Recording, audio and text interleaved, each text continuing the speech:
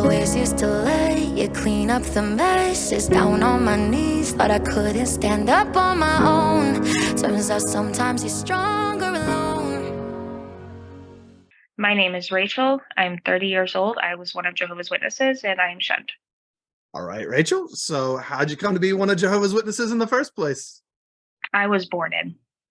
Okay. Does it go back very far in your family?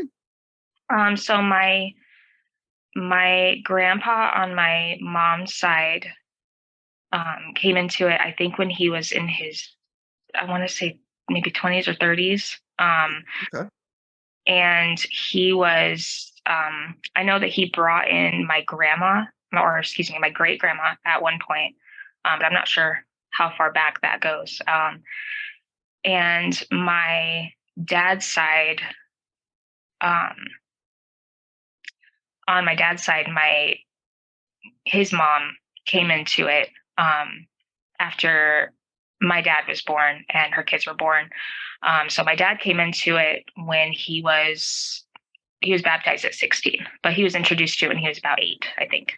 Oh, okay. So he knew about it. He just, well, I mean, 16 is really not that old, to No, get baptized. So, I mean, it is in some congregations, but, so, okay. So he was just kind of around it and then got baptized in a fairly typical way. I mean, I think I was about 8 when I was introduced to it as well. So I get that. he kind of grew up with it too, really. Yeah. Um, Okay. and my mom was born in. Okay. So that's all she's ever known. Yeah. Okay. My And then, grandma. Yeah, my grandma on my mom's side was. I think she was introduced to it in her 20s. I'm not really sure when everybody came in, but she came in, I believe, in her 20s, and then her parents came into it. oh, really? Mhm. Okay. Um, and yeah, you just never know. I get, it's hard to know. Sometimes families don't really share the stories of how they came in. Do you know, like, was there any lore as far as, something happened that was special that made them come in? I'm not really sure. I know my grandpa on my mom's side, my mom's dad, um, not fought, but he was in World War II. Hmm, And so I don't know for sure, but I'm sure being in that environment had something to do with it. He didn't really talk about it, of course, but I just kind of assumed that it had something to do with that. gotcha. Um, I mean, that makes sense. yeah, Yeah, looking people for are. the word. Yeah, absolutely. I'm sure you'd be very vulnerable after being exposed to Oh something like that and be looking for something that promised a better future. And that's what Jehovah's Witnesses do. So, yeah. um, so you were born into it yourself. That's all that you ever knew as well. So what was the worldview that it gave you, or what did it mean to you when you were a little kid? Um, I always believed it was the truth.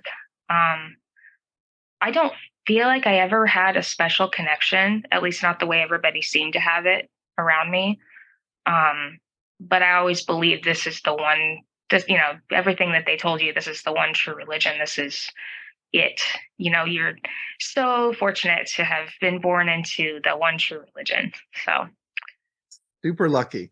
yeah. So with that being the case, how did it make you see the world outside of that? That you were chosen and special.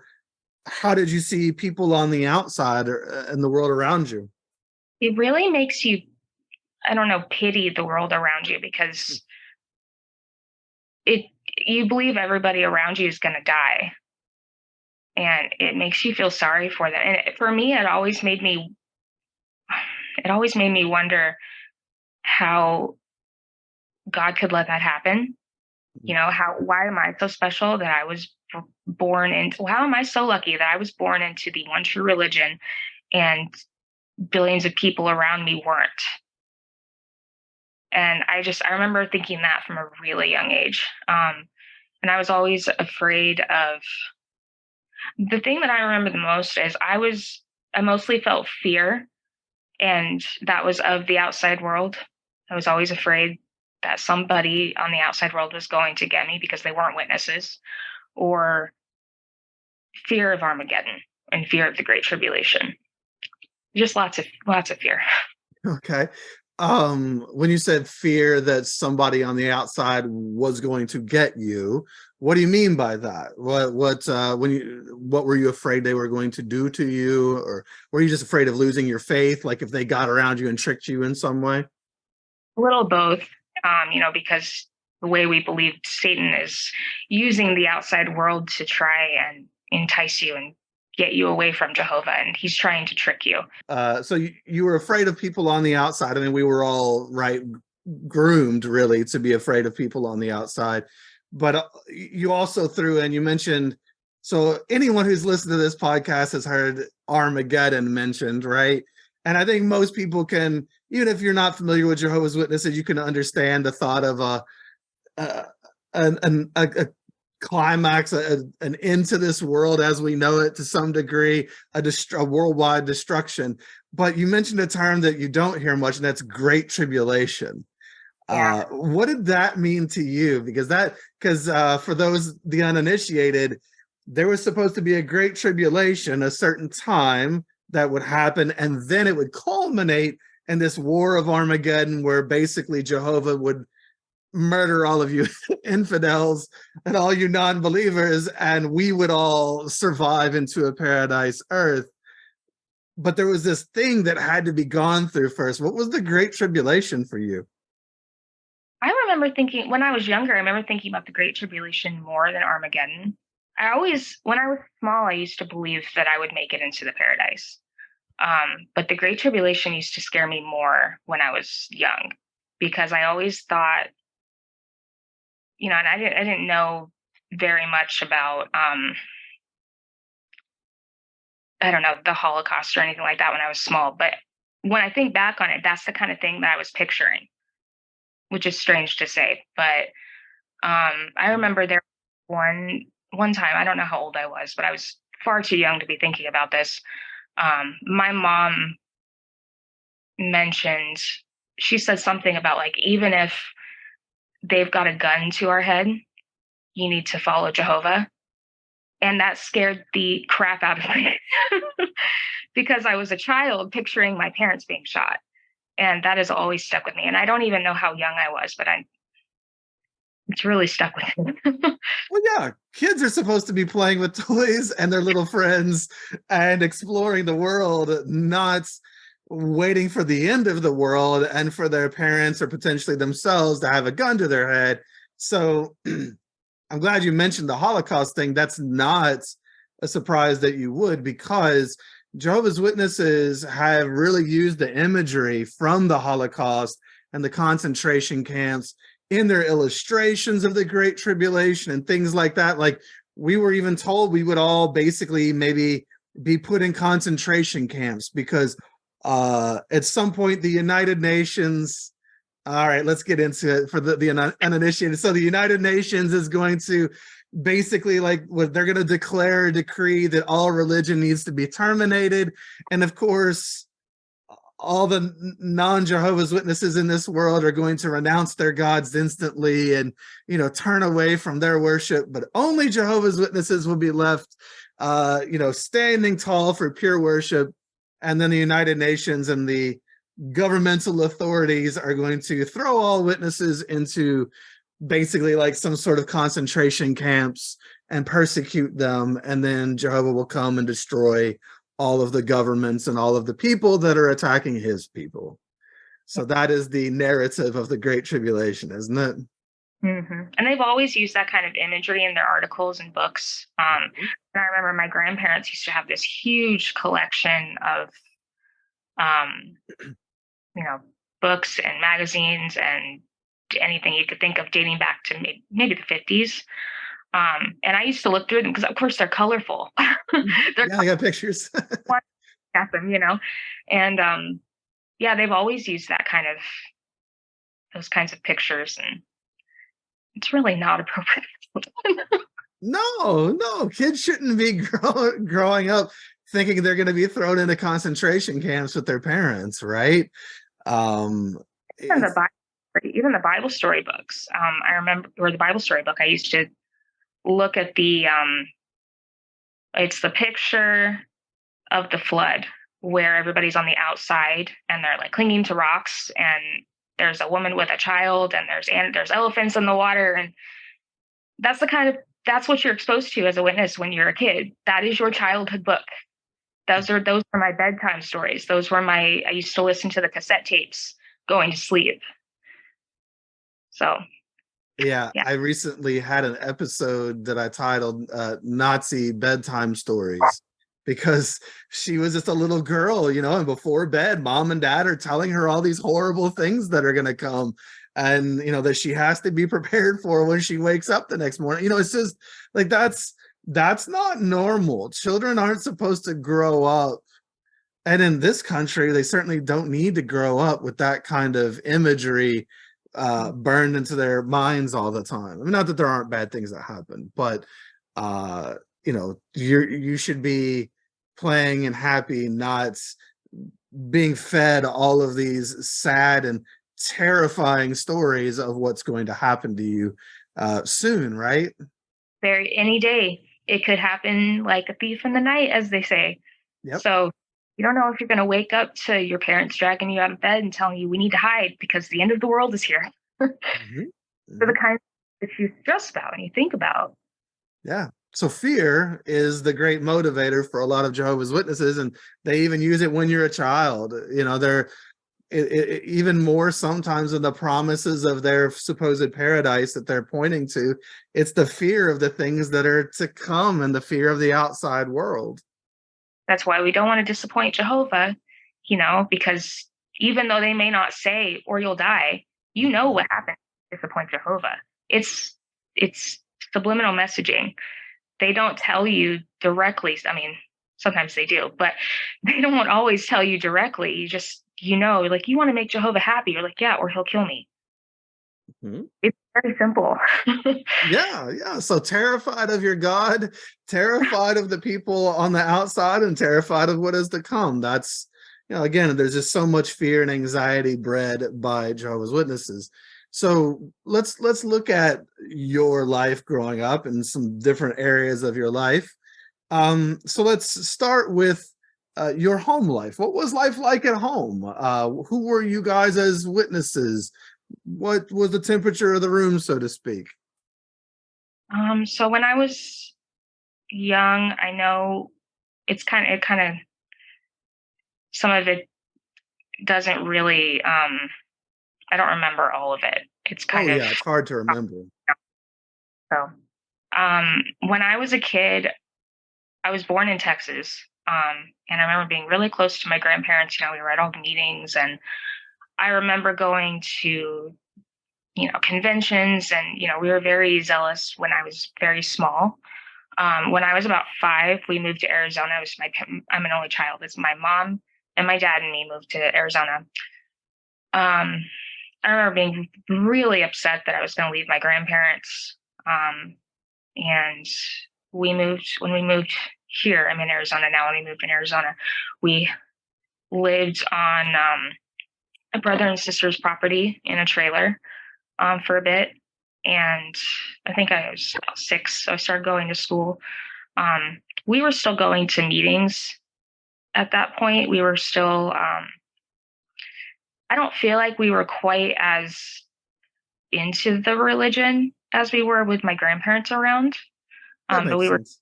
yeah, we were still going, but it I don't know, it feels different. But from a 5-year-old's perspective, who knows? Well, sure, um, but you were disconnected. You didn't have family pressure to be super involved. Plus, you're trying to make it in a new place where you don't know anybody, probably. yeah, and I was going to school, and kind of the reason why I wonder if we were doing as well, quote unquote, um, is because when I was in, I think it was either first grade or second grade, I was in after school activities. And, Jehovah's Witnesses don't do after school activities. They're very warned against it. Um, I was in, I was in a play. I think it's like a Sleeping Beauty play. And I was a fairy. I was dressed as a fairy. I have a picture of me dressed as a fairy. And, you know, that's not allowed. You're not supposed to do things after school with worldly kids and dressing as fairies and, No, no, not at all. no. And I remember I did that. I had so much fun with that. I was on the stage and I really think I would have enjoyed doing that more. But when that was finally over, rehearsing and the show was actually over, I was told I couldn't do it anymore because rehearsals and the show itself landed on Thursday night. And our Thursday night meeting, or our meetings were on Thursday nights, our midweek meetings. And well, I guess they weren't called that at the time. One of our meetings on Thursday. Yeah, yeah, Um, because there was what, the Tuesday and a Thursday, or maybe a Monday and a Thursday. yeah, there were three back then a week. Yes. Um, Lots changed. But yeah, so that's kind of why I think maybe we weren't doing as much as maybe should have been by Jehovah's Witness standards. Um, but I started going to school when I was about 6, and I remember my mom telling that I don't know if she ever talked to the principal. She for sure talked to my teacher.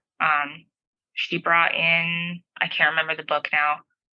She brought in one of their books. I can't remember what it was, but explained to my teacher, of course, she's not saluting the flag. She's not celebrating birthdays. She's not celebrating holidays. And um, I remember there was I think one specific time we were in school and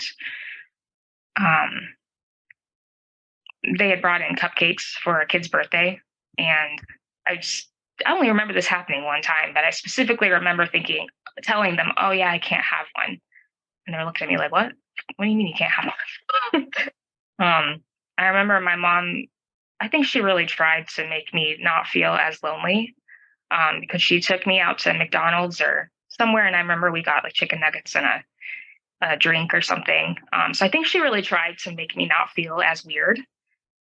She was trying, she knew you felt out of place, Yeah. or you saw somebody else get something fun, and she was trying to help you have something fun too. Yeah. And she did that a lot. I remember there was it was I think it was Valentine's Day or something. Everybody would have the like heart-shaped lollipops or something, and very Valentine's Day oriented. And I brought in different kinds of candy, like different kinds of cards, different kinds of candy, and passed that out instead. So it wasn't Valentine's Day, but I could still be included. Wow, Oh, let you get real close to it. it was real close. And I don't even remember what exactly it was, but I know that was one time I felt like I'm not participating and I'm still weird because it's not the same, but at least I'm not sitting in the corner feeling left out. Yeah, it's So, brutal, isn't it? So then, that kind of highlights some of the issues, I guess at school, where you might have felt a little out of place at times when kids were doing holiday things or whatever the case may be.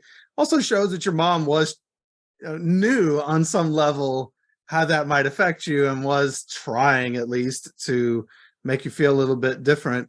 At home, were you all, like you said, I guess your experience at home and at the congregation depended somewhat on your age, and it sounds like, did your family kind of go through periods of moving and maybe like being more into it or less into it depending on how life was at the time?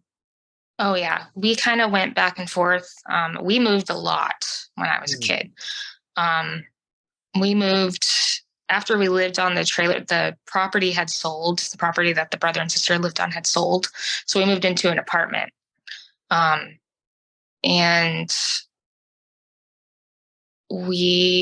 trying to figure out the timeline. We moved into an apartment, and I remember at the time I was friends with the people who the brother and sister that are on the property had grandsons, and I would play with them. My mom used to babysit them, so I would hang out with them a lot. And I didn't really have a lot of friends then, but I remember spending a lot of time with the two boys.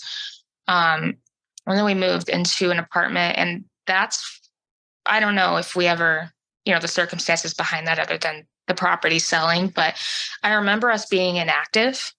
Hmm. I don't know how long it feels. I feel like it's like 6 months or so. We were inactive for a while. And I, being a terrified, dumb child, brought up the fact, hey, why aren't we going to meetings? Because I'm like, okay, we're going to die if we don't start going to meetings. Are we going to start doing that again? And then, of course, we started to go back to the meetings after that. So how old were you So, when you had that concern? I was probably about 6 or 7. Okay. So pretty young. Kept my mouth shut. Well, they probably would have ended up going back anyway. But it is funny because again, it shows the power of that fear, right? Like that fear on a level. Well, now maybe you wish you all hadn't have gone back. You were just afraid for everybody, right? You were reacting based on what you were taught and just wanted to make sure that you all got right with Jehovah so he didn't kill you. Yeah. And I remember my mom telling me, I talked to my grandparents. I talked to my grandma at least every week or so. And I remember my mom telling me, don't tell grandma we're not going to the meetings. So I wouldn't tell her. Yeah, it was that intense where we weren't telling people. So, but I don't know the circumstances around that other than just falling inactive. Well, it sounds like you guys, I mean, if you were moving a lot, maybe there was a lot going on too, financially or between your folks or whatever the case may have been. It sounds like there's probably a lot going on. Yeah. And after that, we ended up moving back to Texas. I feel like we moved a little in between there too, but I know we ended up moving back to Texas at one point, and I was about 8. And we lived with my grandparents they had the main house, and then they had a garage, like a detached garage. But the front of the garage was like a maybe two like maybe normal size room, 2 like normal size bedrooms put together, that my dad had put a wall through. It's kind of hard to describe. But he had put a wall through it, and there was a bathroom. But he kind of made, we kind of separated it. We lived there for a little while. We kind of separated it and made it into a bedroom and a living room and like a makeshift kitchen with tables and a microwave. So it was kind of our little apartment. It was So he kind of converted the garage then. Yeah.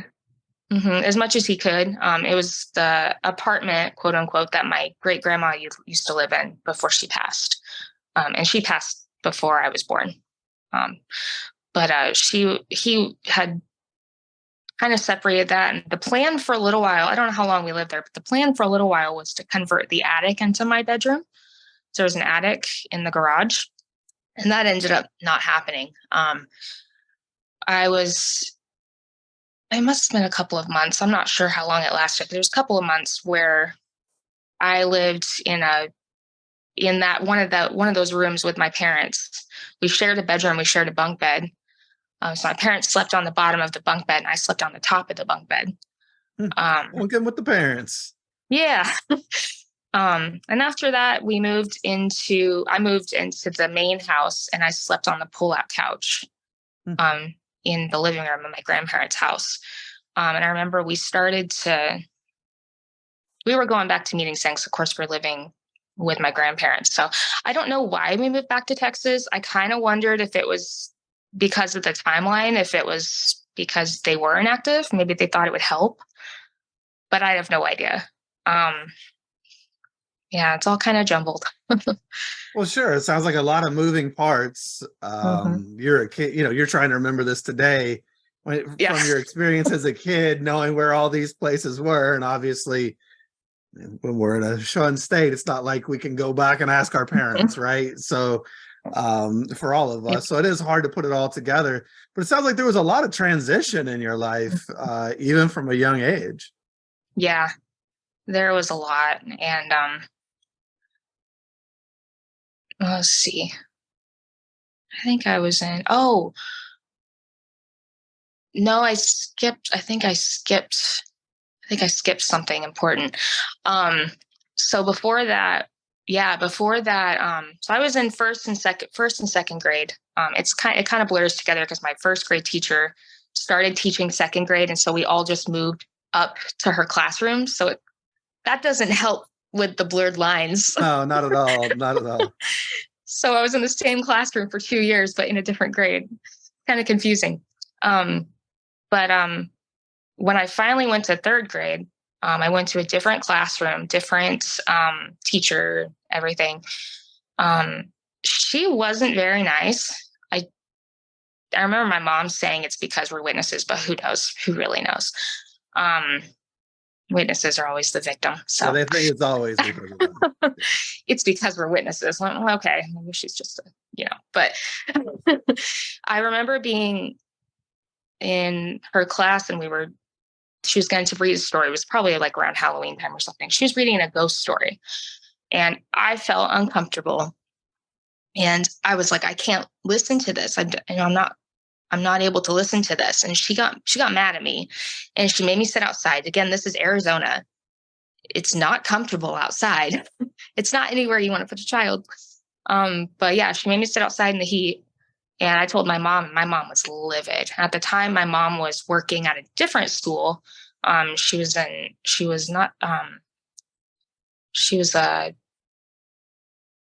kind of an assistant for the preschool, or for pre-K. She was an assistant for pre-K. And so she switched me over to that school because it made more sense and she was mad at my teacher. But now you're going to go to school where your mom is. Yeah. Okay. Which ended up being fine. Okay. There wasn't really an issue there. I think it actually worked out for the best because I didn't like the teacher I had. And I felt better. I remember feeling better because I was like, oh, well, my mom's here, so I'm good. The teacher I had there, so I was still in third grade. I went to a new third grade class. I had a new teacher, and she was the one that told my parents, I think your daughter's got depression. I'm about 8 years old. I think she's got the start of depression. And I actually stumbled across some paperwork back then that I didn't realize that I had a month ago. And I was looking through it and reading her notes and stuff that she'd given my parents. And I'm kind of glad that I have that because I can see where I was back then. Because I'm in the notes, she's got notes of me talking about how uncomfortable and anxious I feel and how sad I was. So yeah. Well, so can you think back to that time at all? Do you know? I mean, I can imagine why you might have been sad or struggling with some depression or anxiety. It sounds like you had a lot of upheaval in your world already. Yeah.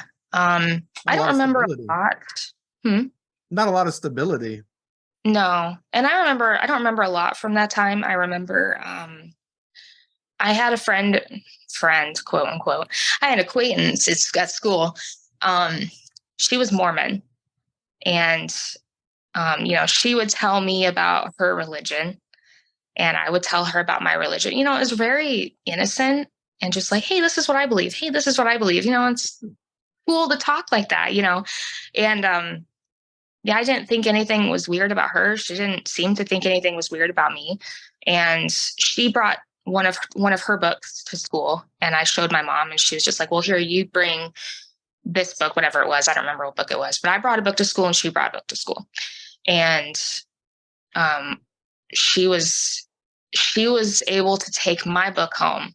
But when I brought home the book, my mom told me, you can't have that. You can't read that. And I remember thinking back, that's so strange. Why is it that I can give her a book, but she can't give me a book? And even now, I think I wonder if her mom told her this. So, but yeah, I don't have a lot of memories from back then, but I remember that one. Well, yeah, I mean, I can definitely see wondering. I mean, that's a weird moment, right? Yeah. You're sharing with your friend. Why can't she share back to you? Why not? Right? Right. And we're different. We're different religions, and we're having fun at recess, and we're talking about what we believe, and we're both God-fearing people. So what's the problem, But she's not a witness. Mm-hmm. Yeah. That's her only crime. Um, and it sounds like you didn't. Would it be correct to say, did you have many friends growing up? I had a lot of friends in and out, if that makes sense. I had short friendships. Because you Because moved, or yeah, because we moved a lot. So I didn't really get close to a lot of people. The two boys that I knew um, when I was really small, we kind of kept in touch throughout the years, a little bit. I saw them a few times, and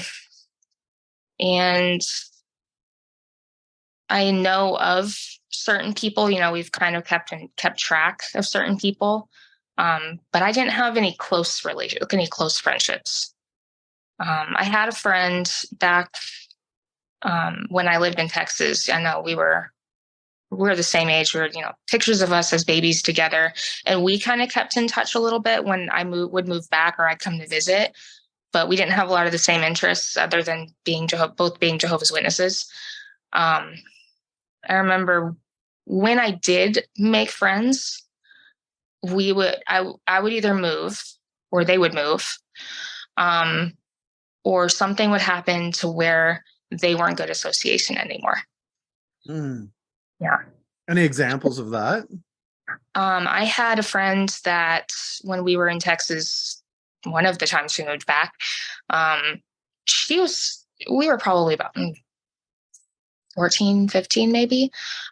She started to study. I don't think she never got baptized, but because I was baptized at the time, I was encouraged to go and talk to her and be friends with her because, it's not good for you to be alone. So they tried to get me to be friends with her, and we'd start to get kind of close. And then she decided she didn't want to study anymore. And then I couldn't be friends with her anymore. So hard to make friendships and make any kind of connection when those are the rules. Well, yeah, I mean, it sounds like, between all the moves, if I know from what you've told me, it sounds like you continued to move even after, where we are today in your story. There was lots of moves, between not being in one place a lot, between already being limited where you're not allowed to have friends who aren't Jehovah's Witnesses, and then even inside the organization, only certain people can be your friends, and they could come into some sort of disfavor, and then now you can't be friends with them anymore because they're not as strong of a witness as your parents or whoever decides that you have to be friends with. It really does limit you. I mean, it's quite isolating as a kid, isn't it? It is. And it made it really hard because we were moving from Texas to Arizona. It's hard to keep track because we were moving to the same two places over and over again. But we would also move different cities when we got to Arizona. So we would start out in one congregation, and then something would happen and my dad would get a different job, or we'd find a different place to live. Something would happen and we moved to another house or apartment or wherever we were at. And so we were always bouncing around. So, In the course of your, childhood and then teenagerhood, do you know how many times you guys moved? the last time I counted, I think I ended up at 15 altogether. And that's either moving states, moving from one home to the next. And that's all from when I was about 5 to 19. I mean, that's basically one a year. Yeah. and more. There was a time where we bought a house, or we were renting to buy. I think we were renting to own, maybe. I was about 12. I think I was 12 to 13. We moved into that house when I was 12. We, for some reason, didn't stay in the house. They didn't like it. They couldn't afford it. I have no idea. We moved to an apartment that was across the street. We were in this 3-bedroom apartment, very nice. I actually just looked up this apartment not long ago, and it's a very nice place to live. And then we downsized to a 2-bedroom. And this is all in 1 year. We downsized to a 2-bedroom. And then something was wrong with the 2-bedroom. Oh, I know what happened. My dad lost his job. He used to be a truck driver, and there was kind of a zero tolerance policy for accidents of any kind. So he was in an accident. It was a gravel truck. He was in some kind of an accident where the truck flipped. And it wasn't his fault. So I don't remember the details, but it wasn't his fault. He had nothing to do with it. You know, he's lucky he wasn't injured. But there was some kind of no tolerance policy for that. So he lost his job. And then we moved to the second apartment, and there was a problem with that apartment. They offered us instead of fixing it, for some reason, they offered us a different apartment. So we went back to a 3-bedroom. And then my dad had started driving for a brother in a congregation that we had visited, I think. And he was driving over the road. So he would be gone for 6 days a week, come back. I was about 14. I was baptized. I was already baptized and everything. My mom and I had like hospitality or something that night. We were hosting the brother, or we were having people over. Something happened. And my mom called my dad and put him on speaker, and he's like missing out, and feeling really left out. And I can't imagine that's going to be, I could never do that job. Driving a truck can be difficult. Yeah. Especially if you're on the road and away from your family. Mm-hmm. Yeah. And he's, I think that really hit him, and he decided to quit driving after that. And that was when we moved back to Texas the second time. So we skipped around. Yeah. I was gonna say we skipped something there. So you were baptized by that point. So baptism being a momentous occasion for a young witness, that is the time when you're basically signing the forever contract with the Watchtower Corporation. And so when you do that, so how old were you when that happened, and what led up to that for you? I was 14. So this is the one congregation where I really felt like I had a place. I really felt at home. It was the one time I really felt like, oh, I've got friends that I'm feeling close to finally. It still affects me today.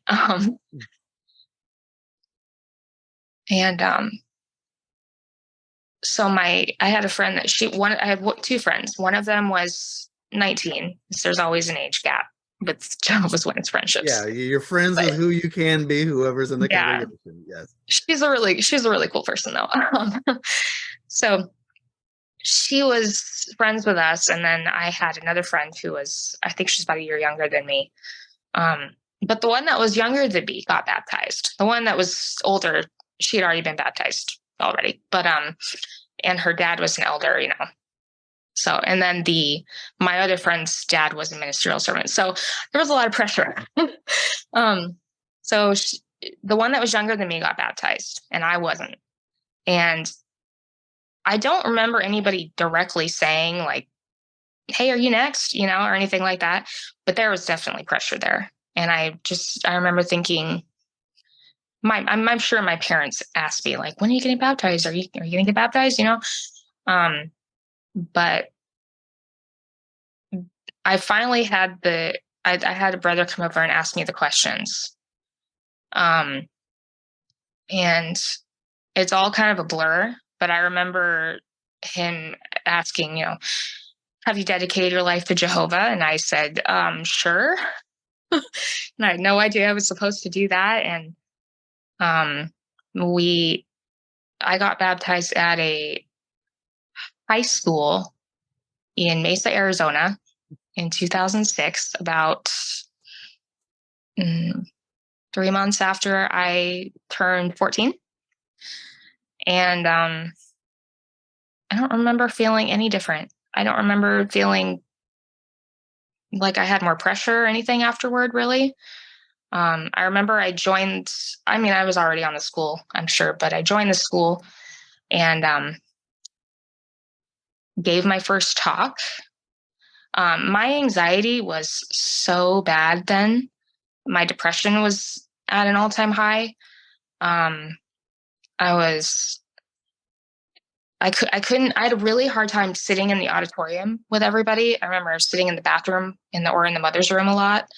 I couldn't deal with it. And mm, I had my first talk. I had no idea what it was about. um, there was a picture of me that was taken where my hair was deliberately in front of my face because I couldn't. I was in the back school too, by the way, with like maybe 15 people watching me. I couldn't handle it. I did not enjoy that. So you were trying to hide with your hair? Oh yeah, I got so much flack for that. Like, you're hiding. You shouldn't be hiding. I'm miserable. You're lucky I'm up here. I never did it again. That was my only talk that I led. I was a householder a couple of times, and then I said no more. Oh wow. So Oh yeah. you hadn't been on the school or given talks prior to getting baptized? Mm-mm. I was a Really? householder a couple of times. I think I was on stage for a demonstration once, but But you hadn't really given talks. That's interesting. Not many people, I know that happens occasionally, but most people have been on the theocratic ministry school and been giving talks and parts and things like that Mhm. to some degree prior to baptism. So that's interesting. So Yeah. you had your first talk and weren't enamored with the experience, huh? No, I was so anxious, and I mean, I struggled so much with service, and I struggled with being even in the auditorium. I didn't comment very often. My dad would always try to get me to comment, and I didn't want to do it. Took no joy in that. So what was it for you? Were you just anxious around just people in general? Did you feel different, not like crowds? Um, At the I mean, certainly many people hated like going Yeah. door to door and knocking on strangers' doors is one of the most awkward things, and most people will never have to do that, thankfully. But or standing up in front of people and giving a speech, that is very awkward. But it sounds like you had a hard time just being around the people. And I Mhm. guess I'm wondering, do you feel like did you always struggle with that, or was it because you moved around so much and you just got tired of learning new people and it was kind of intimidating, always felt different? I mean, it's hard.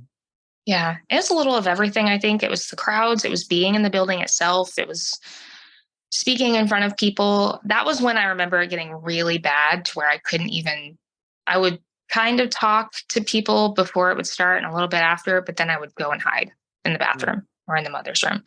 And I couldn't be out there with people. And that was the first time I felt that way. And that lasted until I left, which was in 2015. Well, when I stopped going to meetings, at least. We'll get Okay. to that. Yeah, we'll get to that. Okay. So 2015 was a good year for leaving. That was my year too. So uh when you look back at, like, if you were struggling in those scenarios, was it hard for you to go to assemblies or conventions where there were, five, 2 to 5,000, depending on your assemblies, and up to like 10,000 for conventions or whatever? Did you have a hard time with those as well? Yeah, it wasn't actually as bad at conventions. I feel like I had a spotlight on me at the Kingdom Hall, but not quite as much at conventions. Assemblies, that was still difficult. I sat out in the auditorium with assemblies, but I don't know, Like for you can some be reason more that became, anonymous in the crowd of the larger yeah. crowd of people, whereas in the Kingdom Halls, all eyes, well, maybe not all eyes were on you, but there were eyes on you. I sure felt like it. Yeah. um, yeah, I don't remember having big a hard time with conventions. I did have a hard time with people when I was walking through the like the corridors. That Mm. was difficult. I don't have that kind of problem now. So I either outgrew it or it was something to do with being amongst the witnesses. I don't know. Maybe you just didn't like the environment itself.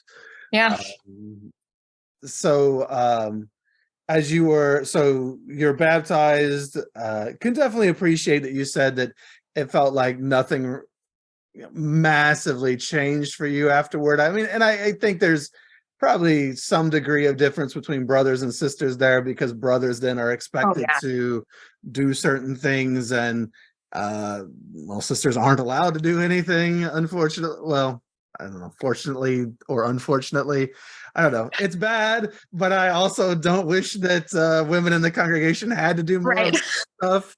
So, like yeah, it's kind of a double-edged sword there. I don't Um, want it, but I kind of wish you'd given me the option to say no.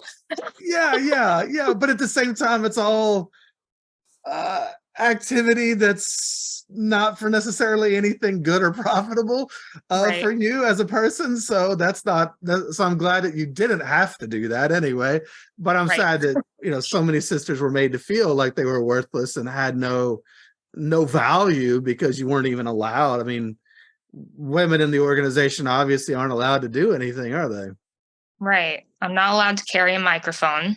I'm not allowed to stand up on a stage and talk. The Mhm. only thing I'm allowed to do is, you know, lead a oh, I don't even remember what it's called now. Where you're sitting on stage and you're still being led by a brother, but you're giving a talk with with a partner. Oh, just a demonstration, or Yeah. what, the number three talk where the Yeah. sisters got to talk together. I guess there really was no name for it, but yeah, I mean, you're still being led by a brother. Sure, yeah. I mean, there's just women weren't allowed to teach in the congregation, right? Mhm. So Yeah. it's very dehumanizing, and but at the same Does time, allow you to fly under the radar a little bit. yeah, if you want to, yeah. Yeah. Sometimes that can could be a help, and I mean, you did miss out on a lot of drudgery that the brothers had to do, Yeah. but you also were made to feel discouraged and devalued through that process, Right. which is unfortunate. Um, so, did you after you did get baptized? Um, did you ever pioneer or anything like that? Did you ever feel encouraged to do that? I mean, it doesn't sound like you really like the ministry work. So, Not at all. I don't even think I talked at the door unless I was forced. Um, I had presentations. Yeah, I had to have presentations prepared at the door, but I don't know. I never reached. I don't think I even auxiliary pioneered. I think I did that maybe once when the hours were at 30. But I never pioneered or anything. hmm, And somehow I got away with that. I'm not sure. I mean, I used to blame my anxiety for everything. And I did have anxiety, but sure. really just didn't want to. I would get anxious at the thought of it. And I just didn't, I don't know. I somehow got away with not doing any of that.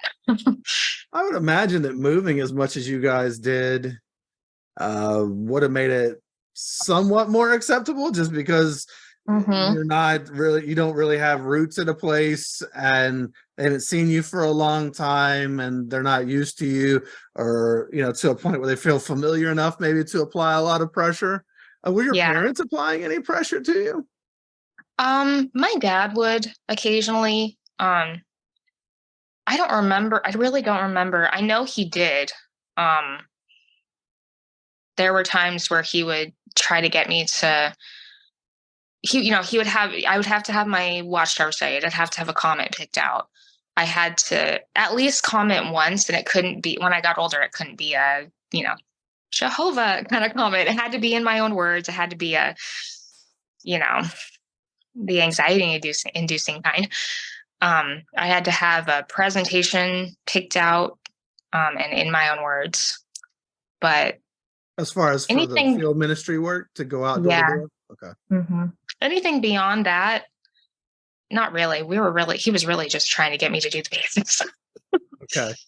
So, And were they, your parents, were they, what kind of example were they as far as that went? I mean, were they super involved in it themselves? Were they regular in attendance at meetings? Did they give lots of talks? Were they commenting? Were they super involved, or were they too kind of laying back and laying low in certain ways? they lay low more than they are now. Um, they're very, very into it now. As far as I know, my dad is a ministerial servant now. Okay. But he's always been kind of working toward that off and on.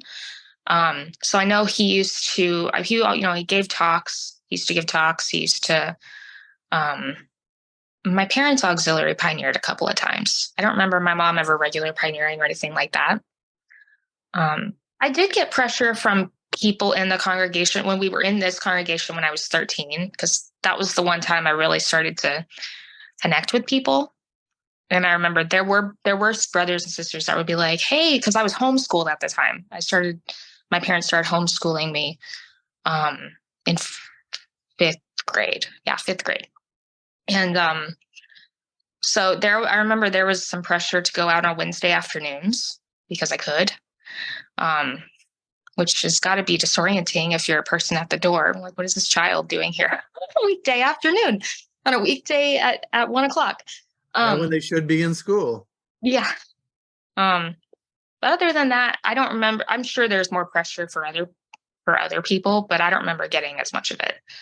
Okay. So it sounds like you did do a good job to some degree of flying under the radar. Mm-hmm. And it doesn't sound like your parents were, I guess, so your parents, it doesn't sound like were applying a lot of pressure to you. You were homeschooled. So how were your parents involved in your life growing up? Were they, did you all go do fun things together or play games? Did you all have much of a home life together, or was it were you all kind of struggling through that and everything else? We used to do a lot of like day trips. We used to go camping at least once a year when I was a kid, in Arizona anyway. So 5 through 10, we used to go camping a lot. We would go to, we lived in Chandler, which is kind of or not Chandler. We lived in Gilbert and Mesa, which is kind of the outskirts of Phoenix. So we kind of in the center of the state. So we could kind of go to, we could pretty much go anywhere in Arizona and have like a 3-hour trip, So I remember we did a lot of those kinds of things. So you all kind of connected around that kind of stuff and spent some time together there. Yeah, we'd go visit my grandparents a lot. So we'd do that drive through from Arizona to Texas, and we would drive back and forth. So definitely lots of bonding when you're on a 17-hour road trip. Yeah, stuck in a car for 17 hours. Yeah, you get to know each other a little bit. And do you feel so you were homeschooled as well? Did you how did you feel about that? Were you excited to homeschool when the opportunity was presented, or were you pulled out of school for some reason? What was it? What was that like being homeschooled as well? Because that's a big change too. Yeah. Very isolating also on top of that. Yeah. I don't remember how I felt when it happened. I was so behind in school because of the moving and because of switching schools and switching classes or classrooms. And I was doing good until I went to the 3rd grade classroom where I got switched to another school. The other school was in another city and their curriculum was different. And so I was behind there, which probably is why I was depressed. I don't know what was going on. And I remember I also found when I found those letters from my teacher, I found my grades had dropped. around that time. It's really interesting. I'm glad I have those. Mhm. I noticed that my grades had dropped. And then when we moved to Texas, um, I went to another third grade class. I went to 3 third grade classes.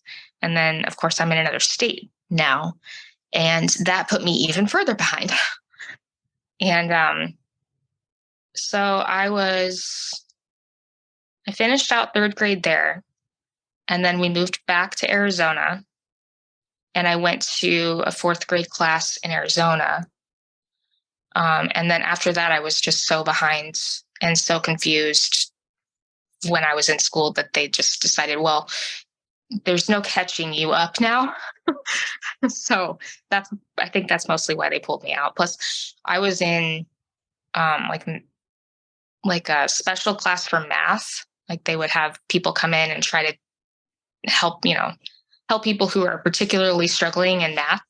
And that wasn't helping me at all. And so my parents just decided, well, we'll just pull you out. And they put me in an online academy.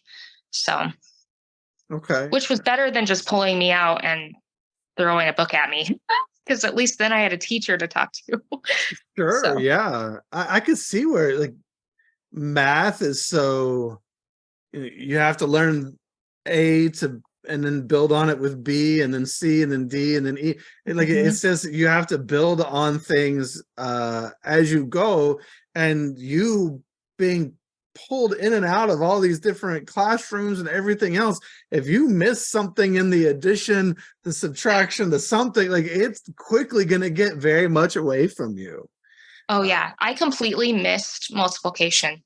yeah. And that I went from starting multiplication in Texas to starting division in Arizona.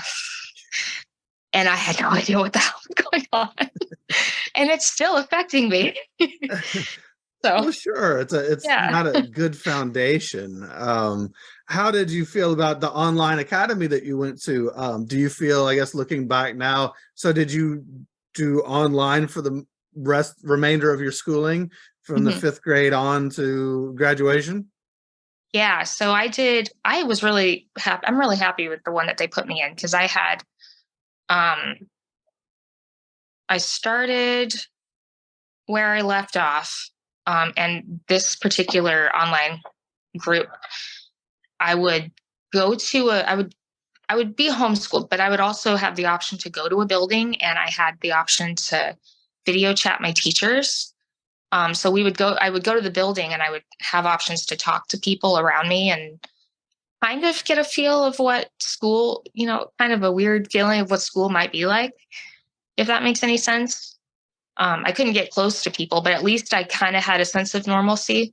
Yeah, that's way better than pulling your kid out of school and throwing them a Bible and a watchtower and awake and saying like This is this all you is need. your the awake is your social studies class, or Bible history is your history class, and not really teaching Hmm. them anything. So it sounds like you did have at least some structure in that. And that online school actually went from like first grade to um, 12th grade. Hmm. So I didn't have to switch anything up until we moved to Texas because they didn't have that school there. And that was when it changed. But that was pretty consistent. That was nice. Okay, hard to find a lot of consistency here, it Yeah. seems like. So at least you Yeah. had that for a while. Hmm. Allow me to break in here for a second. This channel is made possible by you, the listener. If you appreciate what we're doing here, please consider supporting at patreon.com/shunned, or leave a review on iTunes or other platforms. Like and subscribe. All those things help the channel. If you're looking for merch, you can go get some Shun swag from the shunnedpodcast.com website, or reach out there to be on the show. If you're looking for more ex-Jehovah's Witness content, I'll recommend my first podcast called This JW Life. You can find that on podcast apps as well as YouTube. And if you're feeling stuck in life, struggling to find happiness and community, maybe you're haunted by the past, beating yourself up, unsure of who you are or what you even want out of life now that you've lost this one identity that was given to you by a cult, reach out through my other sites like exjwhelp.com, that's exjwhelp.com, or storyworkscoaching.com. And let's see about working together to help you find a life that fits you and who you are, maybe for the first time ever. And now, back to our guest. So how did life go for you as you went into your, your teenagerhood? Obviously at 14 you're baptized, but how did things go as 16, at least here is a big age. People can drive and get a little more independence or maybe get first jobs. 18 or so, people are graduating from high school. Like, how did your life go for you? I didn't do any of that. Oh, okay. So we moved to Texas. We moved to another brother and sister's property. There's a theme going on here. We moved to another brother and sister property. They had a trailer. I actually really enjoyed living there because they had horses and land, Nice. so I could walk out into the pastures with the horses. It was a lot of fun. So we lived there for a little while, and then we moved again, same town, moved to a house that we rented from a brother. And then we moved again to another house rented by a brother. Yeah, so it didn't stop from there. But so I turned 15. I think I was about to turn 15 when we moved. Yeah, because we moved in the summer.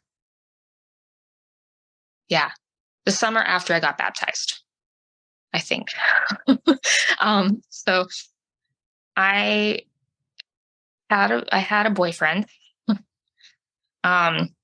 He was one of my friends from when I lived in Arizona.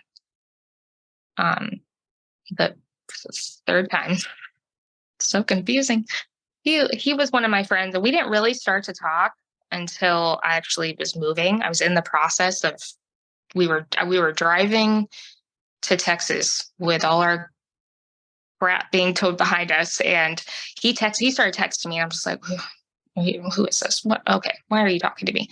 And so he started talking to me, and then he's ended up being my only friend for a while. I was devastated when we moved to Texas. When we moved this last time, after I got baptized and I left my two friends, I was devastated. I think that was the hardest move that I ever had. Because it was really difficult. Finally felt connected to something. Mm-hmm. It was really difficult to leave them. And they didn't really keep in touch because they're teenagers, Well, it's hard to keep in touch. You never keep in touch. Yeah. Right. And it's everything's, life happens and it's really difficult. And I was really devastated that I didn't get to keep in touch with them because I thought, I'm like, oh, this is it. I finally have friends. I finally have people I can count on. And then I didn't. So at the same time they were leaving my life, this person came into my life, which I'm not going to name names.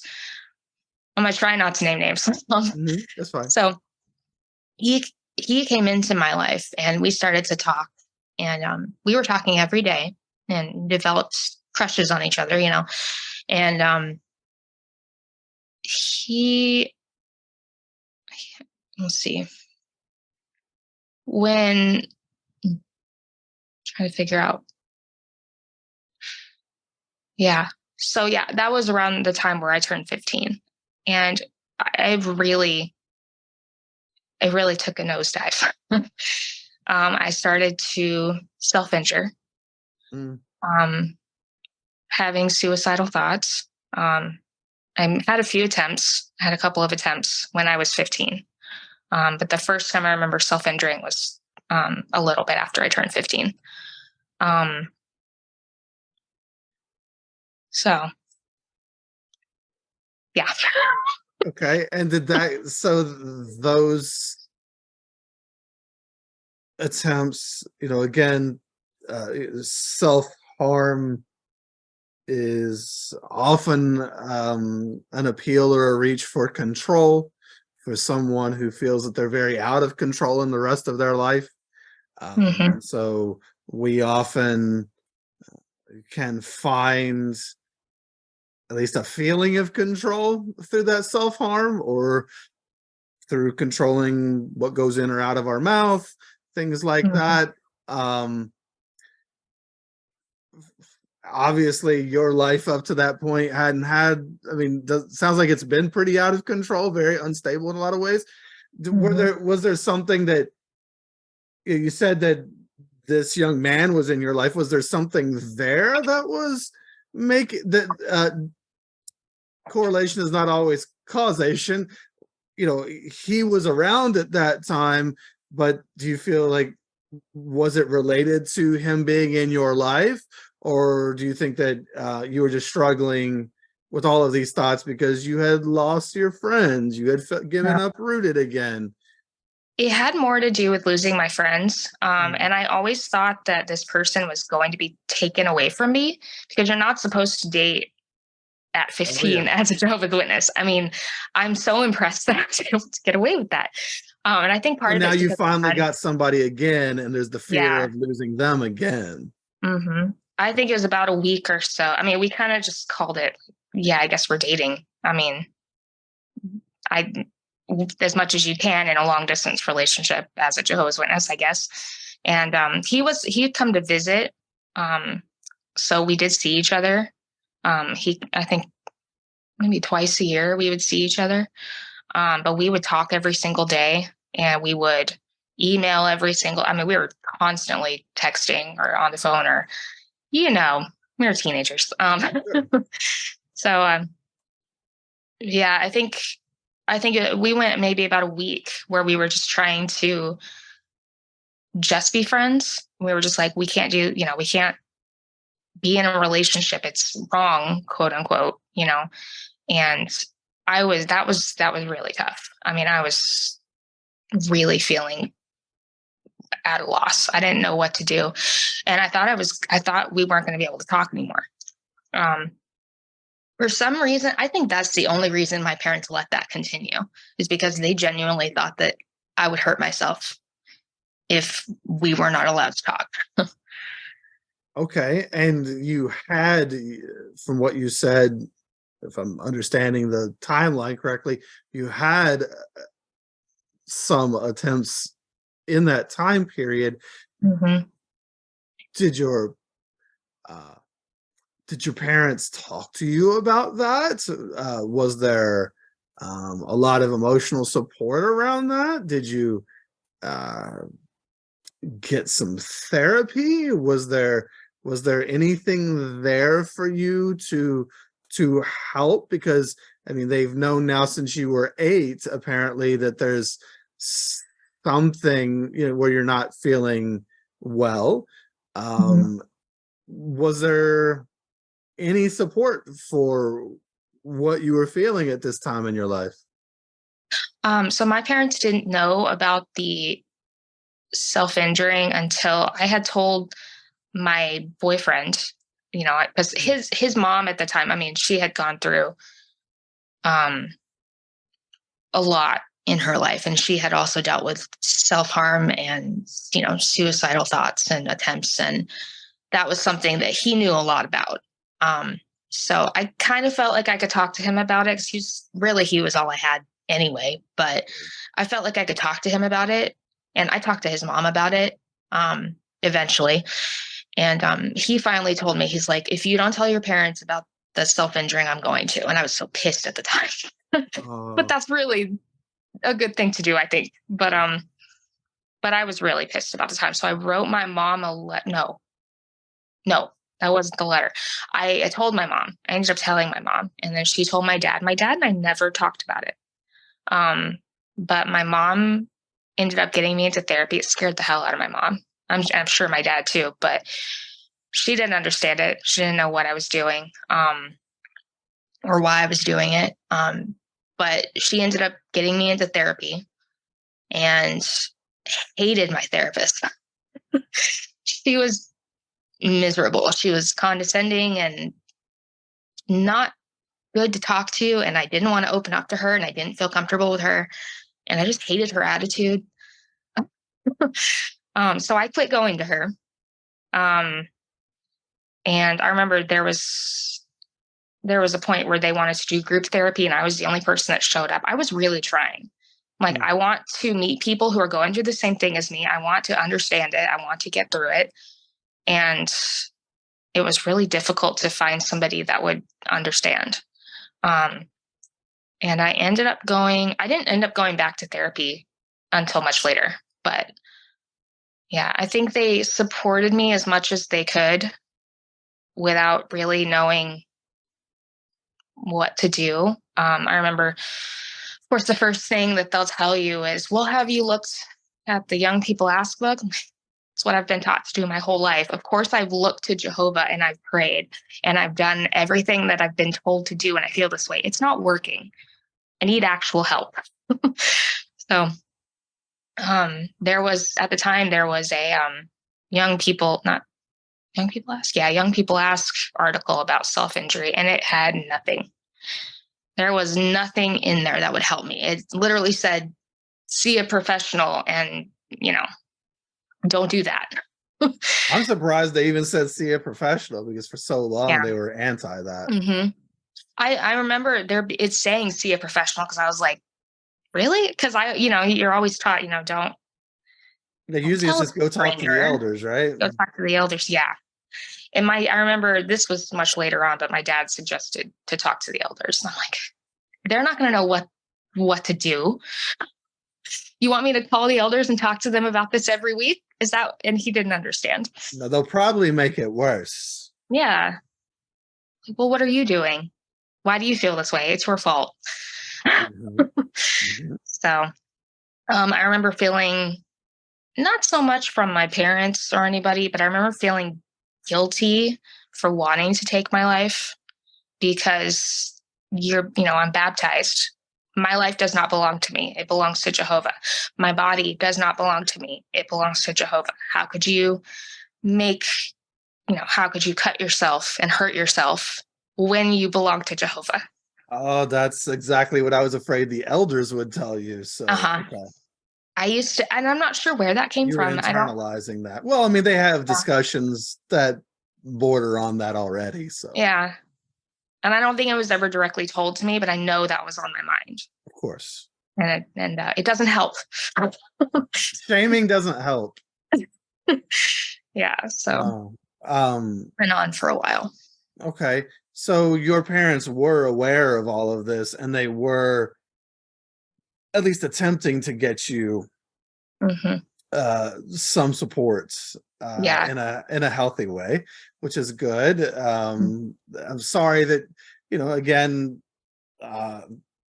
not every therapist is good for every person, right? Or maybe it's just a different vibe, or whatever the case may be. And that's why there's lots of people out there to work with, right? And so find a person that fits you. Don't stop just because of that. But also, as a kid, you're not going to know any of that, and you're just trying. Yeah, there's definitely a different therapist for everybody. Yeah. Keep looking. For sure. Her method was not for me. I'm sure it's for somebody, but it sure didn't help me. So you're having all of these complex feelings. Your boyfriend has told you that you need to talk to your parents about it, and you did. Okay. And they reacted as they did. So how did things go with your boyfriend? Pretty well, for the most part. We would see each other a few times a year. He'd come to visit. I remember I went to visit him once or twice, but mostly they would come visit. Let's see. For the most part, things were good. Eventually, looking back on it, that was not a healthy relationship, because what Jehovah's Witness relationships are, because when you're dating, even that young, you're preparing for marriage, everything. As Jehovah's Witnesses, it's always about marriage, right? Yeah. And I thought I was going to marry him, because I thought, well, this is, you don't date for 4 years as Jehovah's Witnesses. You don't do that. You date for a couple of months when you're dating marriageable age, and then you jump right in and you get married. Yeah, we dated for 4 years, and I got used to the idea of seeing him as my head as witnesses do, because I'm a sister and that's what you do. Um, we talked about like studying the Watchtower together. I don't remember why we were doing that, but we were really headed for that. We were really headed for marriage. Um, and he got really controlling because, again, he's my future husband, right? So, that's what it is. He would try to control how I was dressing, how the music I listened to. I just remember I was listening to a band, Devil Wears Prada, and he got so upset about it. And I'm like, calm down, things like that. He didn't like, I would wear, it's the mid 2000s, late 2000s. I'd wear a lot of t-shirts with like graphics on my on my shirt, on my boobs. I can't help where they are. But he didn't like me wearing t-shirts with graphics on my boobs because people are going to look at my boobs. Like, first of all, they're there. They're going to look no matter what. But that really pissed the control.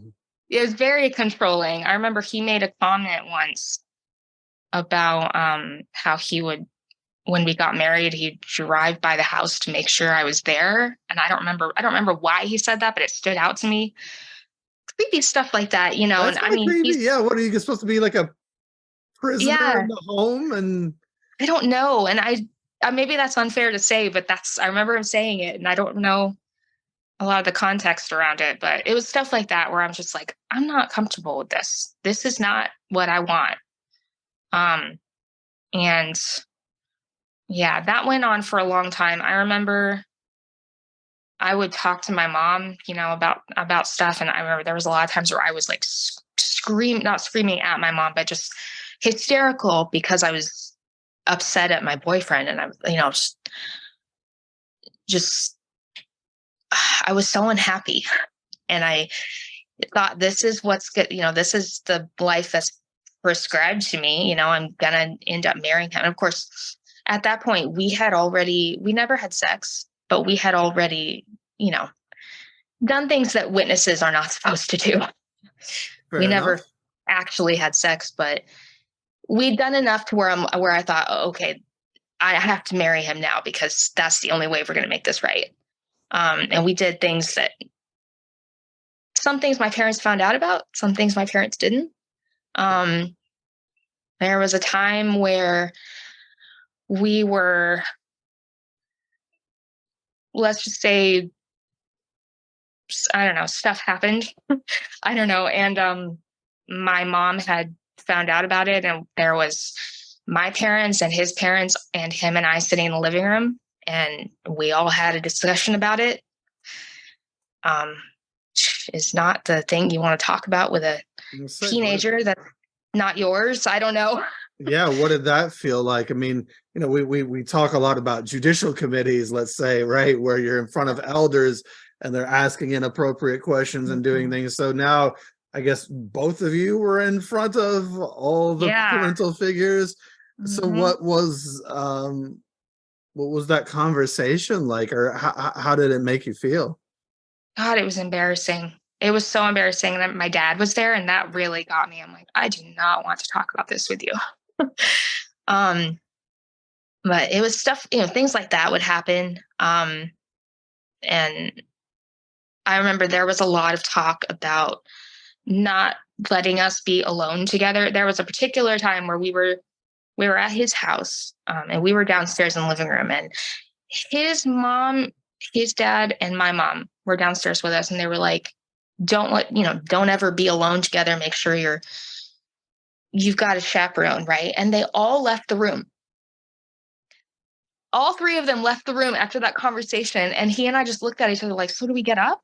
Do we follow them? Like, what are we doing here? They all went upstairs and left us. And we're like, what do we do? So we were put in situations like that a lot. We put ourselves in situations like that. But well, it doesn't sound like they were helping either, right? Like, if you're going to say that, then one of you should stay here with us, right? Right. I mean, if you're going to allow this, then you're signing up to chaperone. Yes, exactly. So we managed to get away with a lot. I remember there was a time where we were, he had come to visit me, and my dad was like, saying goodnight to me and stuff. I'm in my room. He's saying goodnight, kiss me goodnight. He's like, lock this door. It's like, okay. So I'm like, all right, I'm gonna lock the door. I unlocked it for him, of course. Sure. And he came in and we did boyfriend, girlfriend stuff. So, I mean, that kind of thing would happen a lot. And we got away with so much. We went on our first like actual date outing. And it was the first time we were alone with somebody who was not our parents. And I remember she was in the front seat. We were in like a van. We were in like his mom's van or something. She was in the front seat, and we managed to get away with things in the back seat while she was driving at the movie theater. I mean, these people don't know how to chaperone. You don't get a 15-year-old to chaperone other 15-year-olds. That is very true. That is very true. We are sneaky when we're that young. Well, yeah. And I mean, and horny. It doesn't work. Right. And that's normal, right? Yeah, it is. That's what happens. It's normal. It's nothing to be ashamed about. Right. Absolutely. So although you were having those times that may have been or felt good, it must have been fairly conflicting then on the other side of it, hearing these messages of control that were coming to you. Yeah, you've got the control on one side, and you're told that control is love. Yeah. Your God tries to control you, it's because he loves you. Your husband or future husband, whatever, tries to control you, it's because he loves you. That's just your parents. That's what you're brought up to think. And of course, there's so much guilt wrapped up into that with the sexual stuff that by the time it's already happened, I was thinking, I'm like, well, it's okay because this is endgame. We're going to get married. Like, it'll be fine. That's going to make it okay. And, I'd known people who had done things. They'd gone to the elders, but they'd gotten married before. So it was like, it'll get glossed over. We'll get reproved or whatever. We'll be married and won't be a big deal. Of course, that never happened. And nothing ever ended up going to the elders, thankfully. But so when did you start dating him? Because you said that the relationship was like 4 years. So when had you started? 15. I was 15. Okay. So when I was asking you about, getting a job at 16 or a car, 18, graduating, whatever, it sounds like from 15 to 19, a lot of your time was maybe spent with him. And it doesn't, and again, you had alluded to the fact that you really didn't have many friends outside of him, did you? Not really. I had a couple, but of course there's an age gap because there always is. I had a friend I had my friend from when we were small, she was in that congregation, but at that point she was not good association according to my family.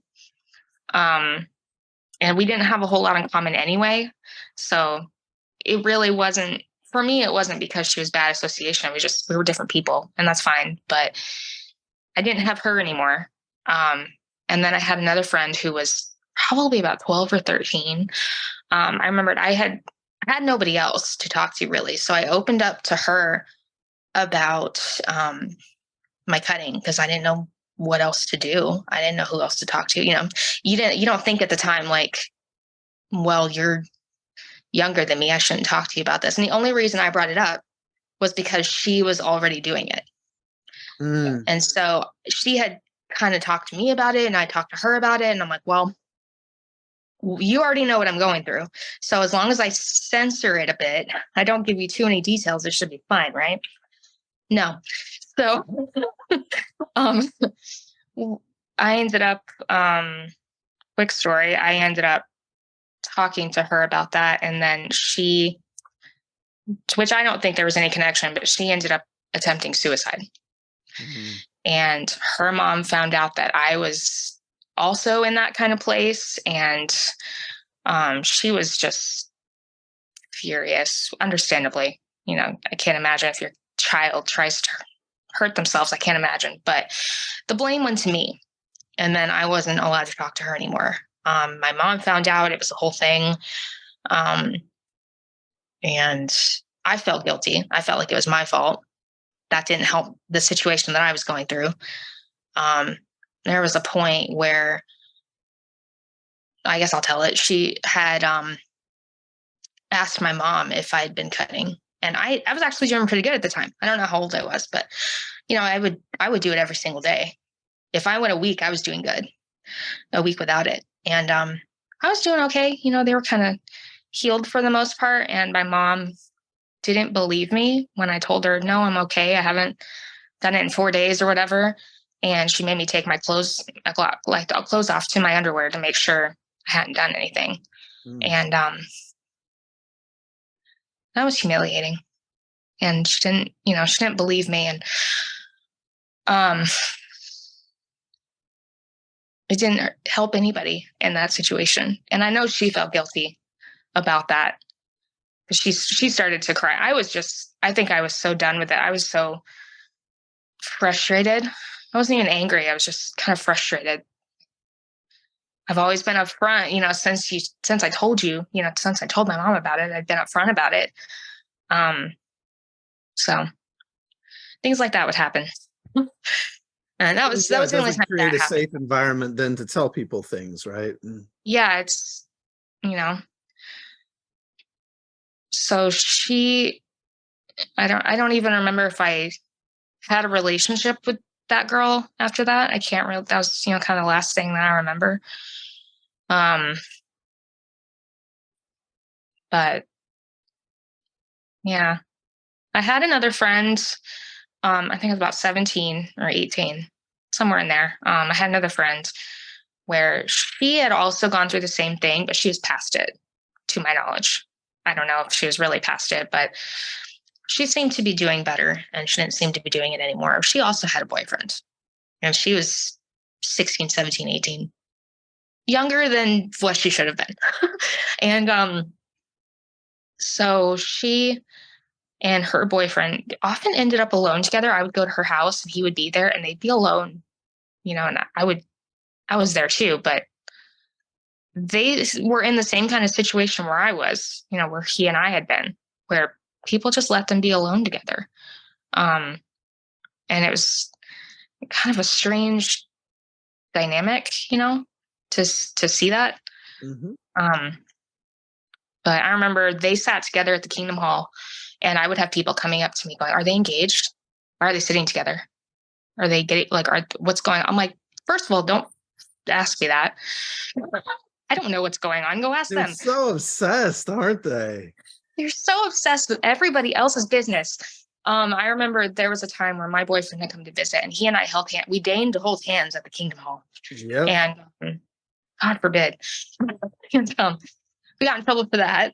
We got talked to about that. Like, not holding anything else, so I don't see what the problem is.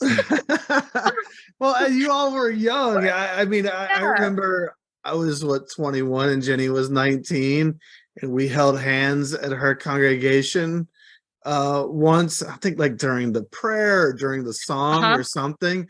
And oh my gosh, the uproar and controversy that two grown-ass people holding hands caused among all these nosy people. It was just it was insane. It's just so their lives are so starved from anything interesting. Their lives are so starved for anything interesting. Yeah. Well, yeah, there's something to talk about, right? Yeah. We held hands during the prayer. I'm like, you think we're going to do something in front of all these people during a prayer to Jehovah? Are you kidding me? Well, you already are by holding hands. Yeah. We all know how sexual until you're is. Married. So as you're talking about all this, so we're up to the age of, I guess, around 19 or getting near the end of that relationship that you had. But when I'm looking at a lot of what you've told me so far, I guess something that's standing out to me is how often you moved. And there is something that's not talked about a lot. I mean, it's talked about some. I know I've talked about it in my own experience, and I don't know if this is true with you or not, but you've mentioned that your dad maybe lost his job here and then you had to move, or it sounds like there Yeah. was lots of downsizing at times, I'm guessing probably to save money. Yeah. Were you all really struggling financially throughout most of your life? Oh yeah. He had a lot of different jobs, and most of them were truck driving jobs. Because he had a CDL from when I was, I think, from when I was very small to when we moved here, which was in 2011. It was a little bit after that. So he'd had a truck driving license, truck driver license for a long time, and he would take. Let's see. He used to drive locally, and then when I felt like we had money. The first time we had money was when I was about 12, 13, and he had lost his job, and then he went to work for the brother. Now he was making, at the time, it seemed like he was making more money because we had moved into that 3-bedroom apartment again. So we kind of recovered from that. And then, but he was missing meetings, and that was the issue. So, I mean, if you're not struggling and you're missing meetings, then there's a problem, because you're always supposed to be struggling and going to every meeting. So he would go from truck driving to kind of odd jobs. And he's very good at odd jobs. I mean, there was a point where when we were in Texas, he would build furniture. He worked for a brother who he was an electrician. So he was kind of a jack of all trades kind of thing, where he would, well, I need to do this, so I'm going to learn to do this. Well, I need to do this, so I'm going to learn to do this. Which he likes to move around a lot. So that's a good thing for him, I think. But yeah, so it was a lot of ups and downs and a lot of uncertainty. Did your mom work secularly as well? Yeah, she worked at the school when I was a kid. Right, She worked, right. Yeah, and then she worked when we moved to Texas the first time when I was 8 or so. She worked at the high school, and she was I don't even know what she was. She was a kind of a monitor for kids that get into trouble. So she would follow this girl around, make sure she doesn't get into trouble. She goes to our classes. She's not doing drugs or whatever it is she was doing. So she did that for a while. When she would do odd jobs, I know she worked at like a water and ice store for a while. She worked at a video store when video stores existed. And she would do, when they moved here, she was a bus monitor. My dad was a bus driver. So they kind of, there were times where she would work part-time, where she would be at work, and I would just kind of do my school, and I was old enough to make my own food for lunch, and she worked 4-hour shifts and she'd come back. So, I just, it's tough. It sounds like for you, the Jehovah's Witnesses don't teach their people or don't put any emphasis on education, and so they don't, or especially college or post-secondary education of any sort, really. Though there, and depending on where you are, sometimes you'll see a lot of people go through nursing programs, things like that. But it really does create a lot of hardship for families who are just trying to make it, just trying to pay rent, figure out how to pay the bills. And then it sounds like with your dad, he finally starts paying the bills, or he starts to get a leg up. And then it's like, well, you're getting a leg up, but it's coming at the expense of one of our precious meetings every week. So therefore, you've got to quit your job, or find another job that probably pays even less now.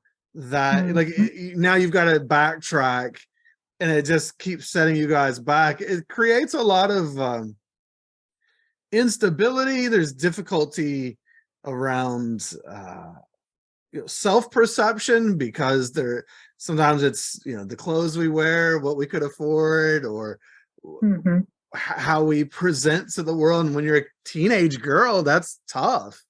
Yeah. Or teenage boy, it's tough too. It's tough. Yeah. Teenage and parents are really struggling financially, that's Mhm. that's really rough. Yeah. And I feel like I can kind of tell when we were struggling more because of where we moved and when we moved. I mean, there were times where we'd live on somebody's property in a trailer, and there were times where we had a house and we were on our way to buying a house and then something would happen. You can kind of tell the ups and downs. And did it worry you a lot? Did it create a lot of, did that attribute to any of your anxiety? Like, I know I Hmm. knew there were times dad's company was on strike and dad wasn't going to do anything else to try to find money, and mom Hmm. wasn't going to work at the time. So, where are we going to get food from? Yeah. And so I remember stressing about those times at times because it got pretty rough sometimes. What about you? Was it tough for you to create anxiety in you? Yeah, there was, I don't know, it's kind of complicated because there are times where I felt like, we live with my grandparents. I'm like, well, my grandparents have got us. It's going to be okay. Awesome. You felt like you had a safety net. Yeah.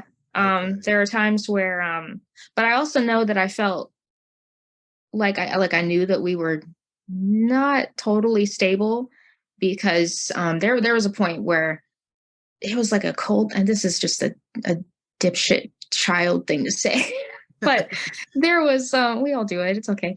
Um, I was about 8, and that was when we were living in the um the garage. I keep trying to say basement. We don't have those. Mhm. The garage. um, and my grandpa had said something like, I'd really, something about feeling bad for the people sleeping under a bridge tonight. And of course you are, God, it's freezing out, it's snowing. And I made some kind of comment like us, or like we are, something like that. And I think back to that now and I shudder. I'm like, God, shut up. But that kind of reflects how I felt. I'm like, we live in a garage in a bunk bed. I'm sleeping in a bunk bed, and there was a point where there was a mattress. We were sleeping on the mattress on the floor, and there's a wall in between the room to separate the rooms, and it's patched up and it's not painted. And we have tables and a microwave and a toaster oven as our kitchen. Like, you can tell that you don't have the same houses that your friends have. So Yeah. Well, and yeah. yeah, so it sounds like you did notice and it did Hmm. have an impact. It is tough. Yeah. Obviously there's always someone who may have it rougher than you, but Yeah. uh, doesn't mean that wasn't rough in its own way. And Hmm. I'll never forget the look I got for that. But you don't understand the difference when you're a kid. I was like 7 or 8 years old. I don't know. well, true, but also I don't know, why should you be shamed for that comment? Yeah. That you didn't create this situation. Hmm. And your parents obviously were struggling in certain ways, Yeah. and yeah. Yeah. Well, I mean, so they always made it work, though. I mean, we yeah, always got back up on our feet somehow and got into yeah. a house, but there was always that initial, like, where are we going to live? Because I know when we moved that first time, we lived in we lived in the garage, and then when we moved back the second time, we lived in the garage. And I remember thinking, I was older now. I was like 14, 15. I'm thinking, not this again. Are you kidding? And of course, there's no shower in this garage. We had to go, if we wanted to take a shower or anything, we had to go into the main house. So I remember thinking, like, I'm getting too old for this. Like, I'm 15, I need a room. And I don't think we stayed there very long, but I remember panicking about that. I need a room. I'm going back and forth from having a room to not having a room. So, Again, back to the this. feeling of being out of control in your Mhm. life, and that is tough. Yeah. Um, so, how did things progress for you as you started, getting closer to the age of being able to go out on your own, theoretically, at least, as you're getting 18, 19 and things are changing in your life? Um, I remember not really wanting, you mentioned driving before. I remember not really caring about driving. Mhm. I didn't have anywhere to go. I didn't have friends. I didn't have a hangout. I didn't. I had nowhere to go. I didn't really think about it that much. People would ask me, "Do you excited to drive?" I'm like, "Drive where? What am I supposed to drive to? Out in service? You want me to drive my car out in service? No, I'm good." um, but I don't know. I also knew that would open me up to pioneering, and I went, "I'm not doing that." Um, so I turned 18. I don't really remember turning 18, to be completely honest with you. I know that I started going back to therapy. We got some kind of program where it was like 6 weeks. It was 6 weeks of free therapy or something before my parents had to pay for it. And I think I was 19 when this happened, but I was talking to my therapist. I was really struggling with my boyfriend at the time, with the controlling and the just everything. And I was miserable. And she told me, she's like, "This could turn into a dangerous situation. Like, this escalates, this behavior escalates." And I think I was looking for any way out that I could. And I remember on the way home from that therapy appointment, my mom was driving me home, and I texted him, "We're done," from the car, which not the best way to end a relationship, but I was 19. But I knew that if I had called him or done it any other way, I wouldn't go through with it. So I texted him, and I spent the rest of the night sobbing because just going through my first breakup. And I called a suicide hotline because I was just, God, it was really rough. And I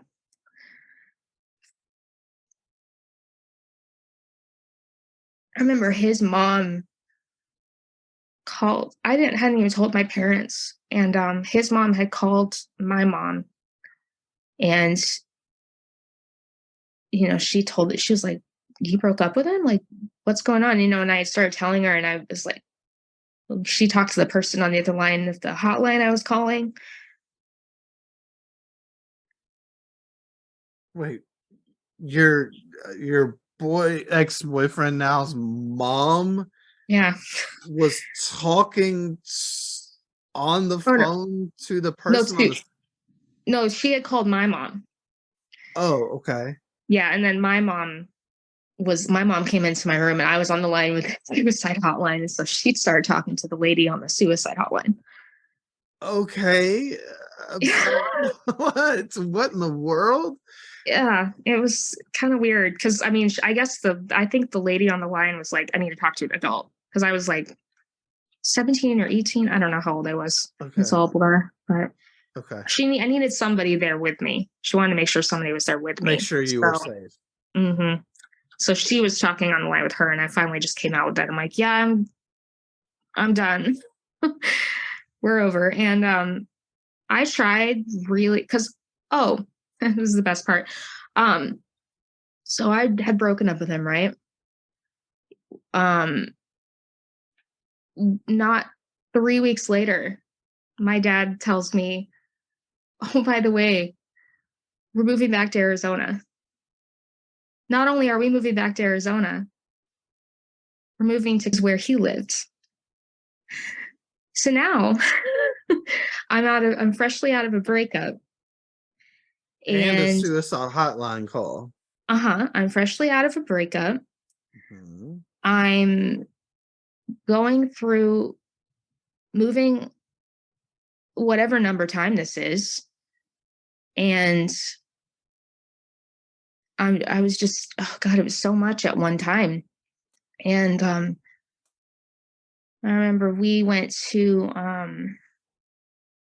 when we finally did move, my dad had quit his job truck driving.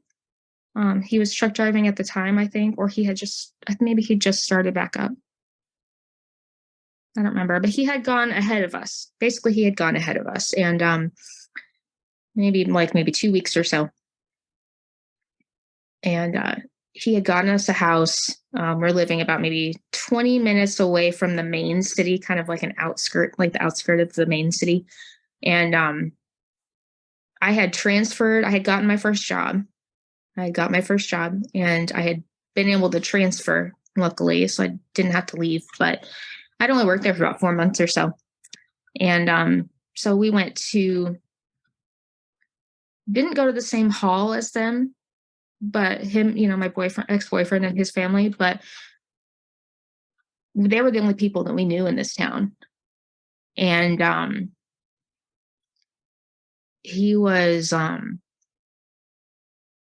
don't know, we kind of talks a little bit. It was really awkward. And I remember I was trying so hard to get back together with him because it was all I had. And I thought, well, part of the problem, I mean, being in a long distance relationship isn't easy. Part of the problem is I'm like, well, maybe we can try again because we're in the same city. We're close to the same city. Maybe we can make that work. And he kept saying no, which I'm thankful for now. But at the time, it was devastating. And so, yeah, he had, yeah. How did you feel that well, first of all, a couple things. One thing you said something about breaking up over text, but then you quickly showed that you knew that that's how you would have to break up so that you could do it and take that stand for yourself. And so I just, first of all, I think that it's good to acknowledge that sometimes, especially if you're in a situation that may be abusive, get out how you need to get out. Why are we judging how you get out? Just get out. That's the good thing. Part two of that was that then you had all of these emotions and you were crying about it and such. So you can even have that conflict, even though you're leaving an abusive place. All of us who have left Jehovah's Witnesses have left an abusive place, and it's still conflicting in certain ways, and it still hurts in certain ways, and it's not easy to do. So, it's understandable that you would have to do that. But then after all of that, to then have your dad say, oh, by the way, we're about to go move right by where he is. And especially after you had such a reaction with this, I mean, did you feel like that was a responsible decision? Did you feel betrayed in any way? Or you're just like, oh, well, of course, this is just how life works sometimes. And, things go awry. How were you feeling about that? Because that's a pretty big deal to then just go. And especially, I don't know if they knew about the messages and just how that boyfriend was being to you. They were kind of putting you back near that situation that sounds rather abusive. Yeah. I felt all of the above. Okay. I mean, I was not really, I didn't feel betrayed. Just, I was so frustrated because, this whole time I'd been begging. I didn't want to be in Texas.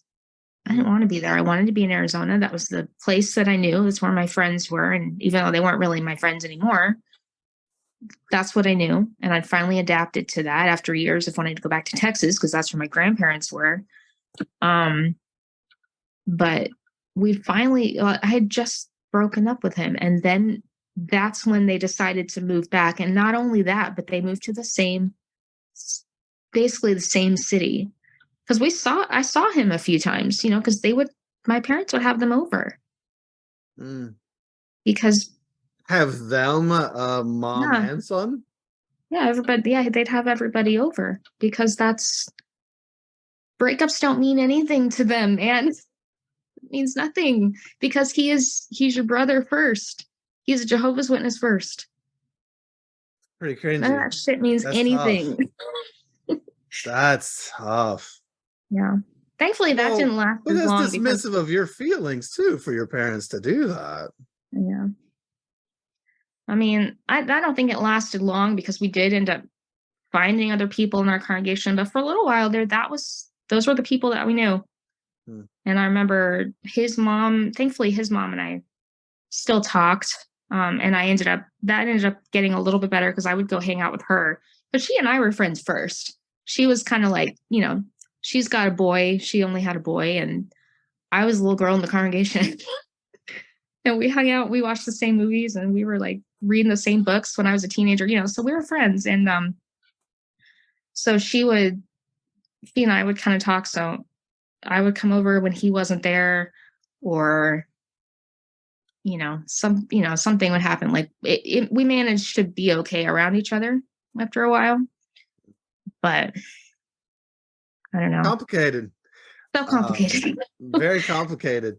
Yeah. Okay, so you all are now back in Arizona. You have transferred your job. You all are your parents spent some time with that family, but it sounds like you kind of were starting to move on. So what happened next? So let's see. We rented a house. I think maybe lived there for maybe 6 months or so. It was the one that my dad had gotten for us. And then we had found one that we were going to buy. And I'm not really sure now that I'm an adult and I know more about how house buying works. I don't know how anything that my parents did, because we only lived in this house that we were supposedly going to buy for a month, and then we moved again. I don't know if we were renting to own, or I've moved a lot as an adult now. It's not easy to move. I don't know how they did it. It's expensive. Yeah, it is. It is. Contracts involved. Yes, deposits and first month, last month, and all that kind of stuff. Yeah, it's rough. Yeah, I don't know how they did it, but we lived in that house for about a month. And then there was a brother and sister in our hall who they had a trailer in a 55 plus park. Now, my parents are not 55 plus, or at the time we're not 55 plus. And somehow they got written consent to live there. I don't know. Must have been Jehovah, who knows? So there was this, I guess they wanted somebody who was going to put Jehovah first. They wanted somebody whose goal it was to pioneer and be little good witnesses, whatever. And they were going to offer it to my parents for $300. The trailer, they rented the lands. They basically got a free house. So we moved. And that's where we ended up living. They ended up living there for about 12 years. Oh, wow. So they finally settled down. They finally found some place. Wow. But it was, almost free. $300 a month is nothing anymore. That's free. That's basically free. Yeah. Like whatever the plot was. But I'm like, y'all got free housing. I don't know.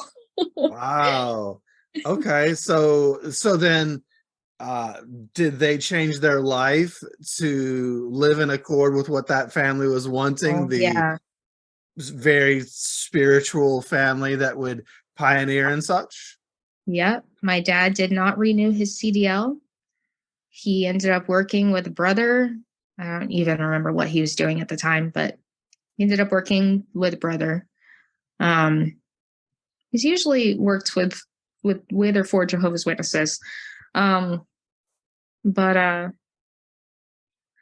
Yeah, so they really went full steam ahead after that. And I don't know if it was because of that specifically, or because of the congregation, or because maybe they stayed there so long.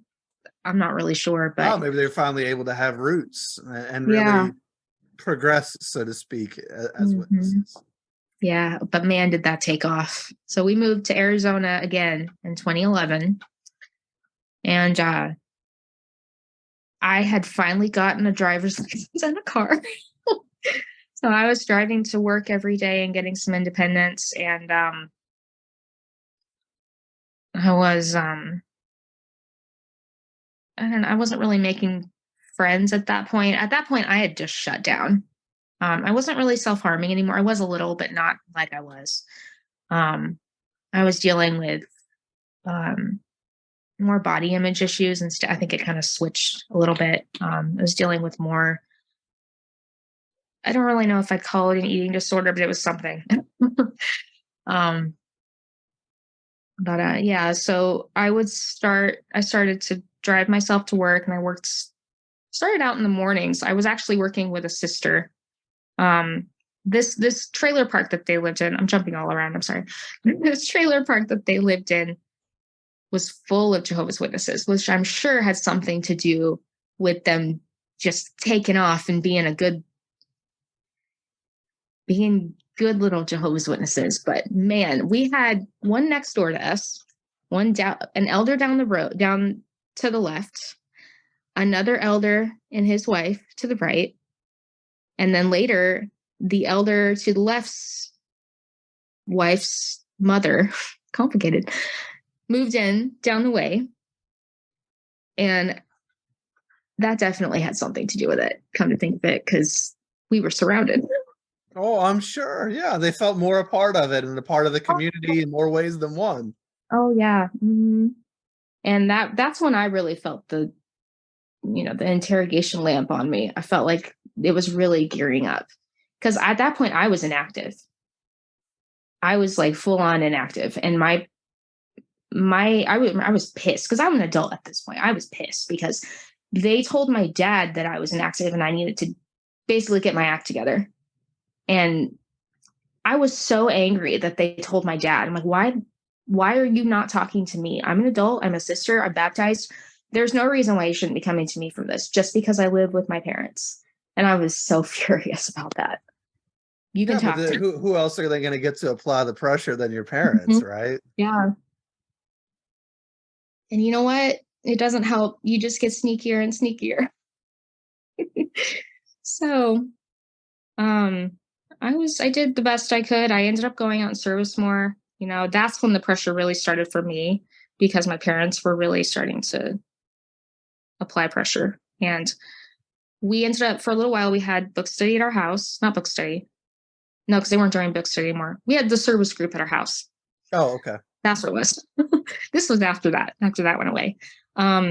Service group was at our house, and we lived in a really tiny trailer. It wasn't the best place for it, but my parents were trying to be involved, I think. And so they were just making their home what they had available. Mm-hmm. And eventually that ended up being too much for my parents, because it was just a lot. It's a lot. Cleaning and making sure everything's ready. It's a lot. So that ended up being taken to the elder's house to the left of us, a couple houses away, a couple trailers away. And so I remember I went out in service more. There was a point where I got pushed into going on Bible studies.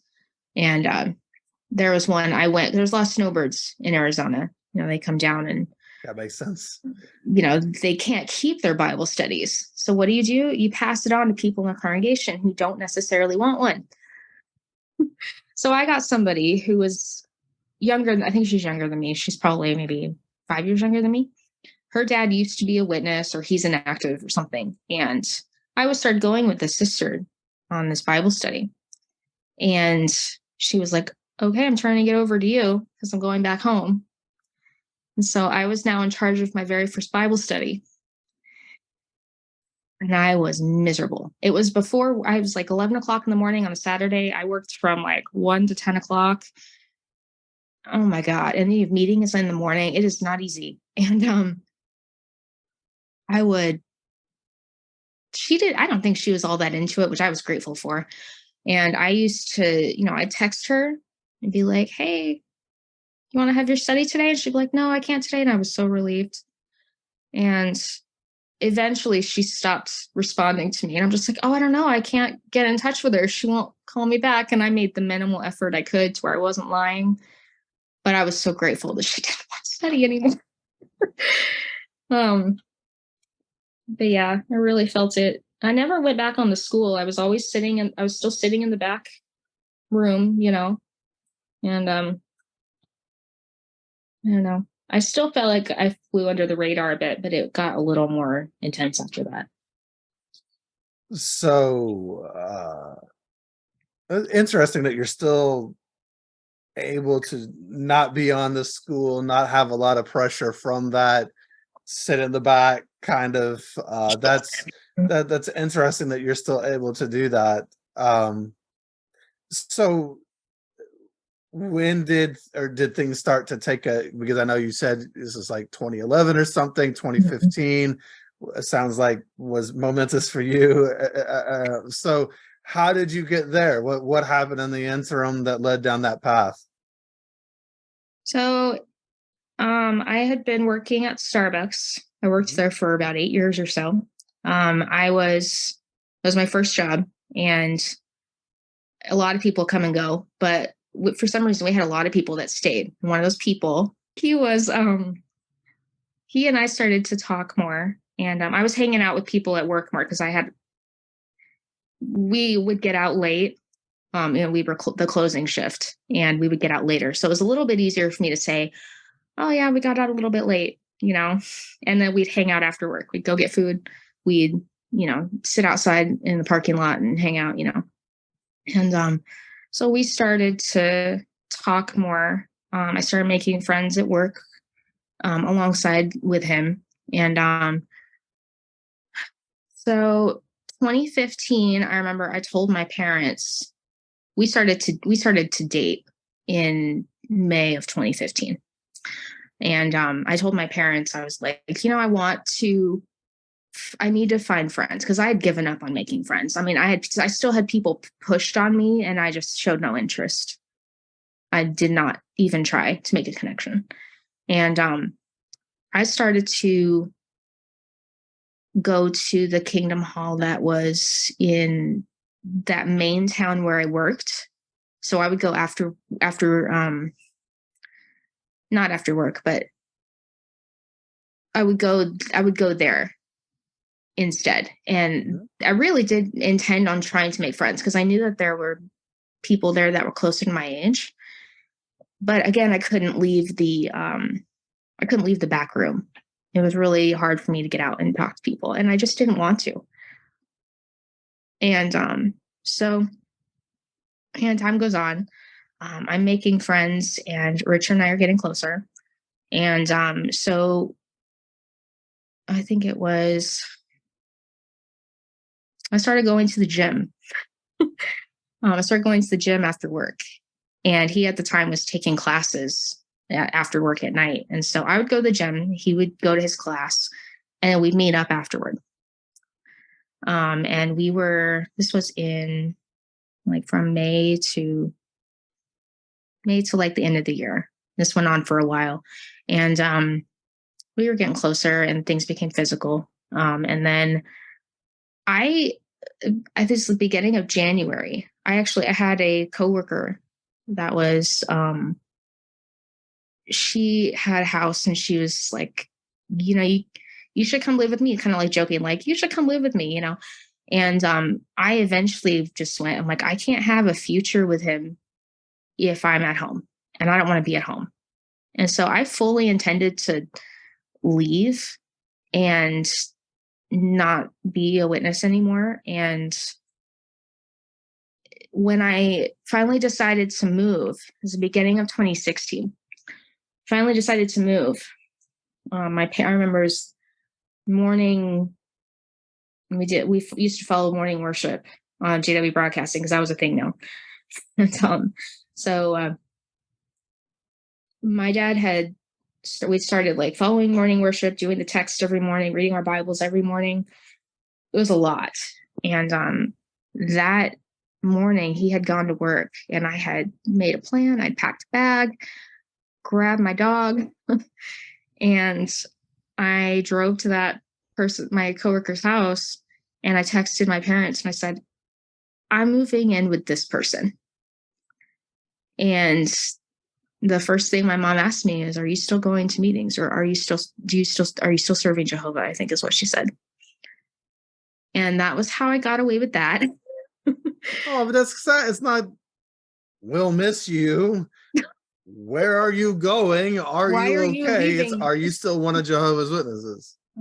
Why are you leaving and packing a bag? And yeah, like they don't even seem concerned. yeah. Okay, other than that you serve Jehovah. All right. And I said, yes. Sure. So I was like, do I get to keep my family for a little bit longer? And that was 2016. I lived with her for about a year, and Richard and I would, he'd come over, he'd spend the night, and we'd hang out, and everything was fine. And that went on for a while, and we finally moved in together in, I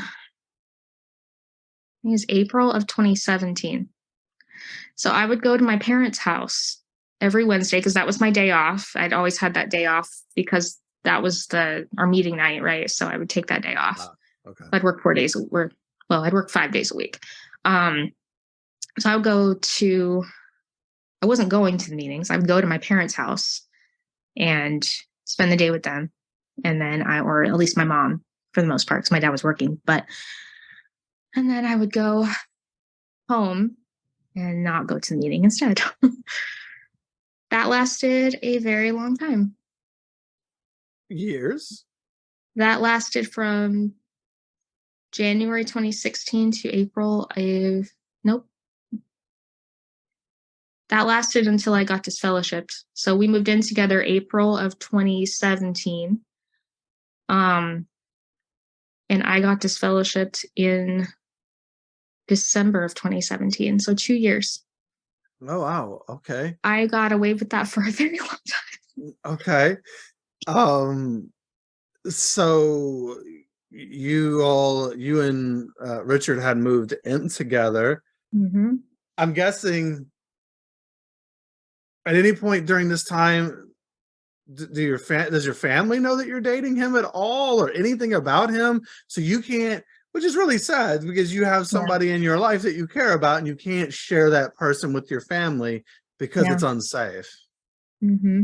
They know of him because he works at Starbucks and they like him. That's the thing. That's the real weird part, is that they like him as a person, but we just can't date. We can't be together. He's not one of Jehovah's. Yeah, because he's not a witness. Mm-hmm. Yeah. But I mean, I remember my mom saying that I like him. He's really nice. Like, yeah, I know. So I was living as a non-witness, basically. I was celebrating holidays. I celebrated every holiday. The woman I lived with made sure I celebrated every holiday. She threw me my first birthday party. I got a birthday cake in the shape of a one. It's really funny.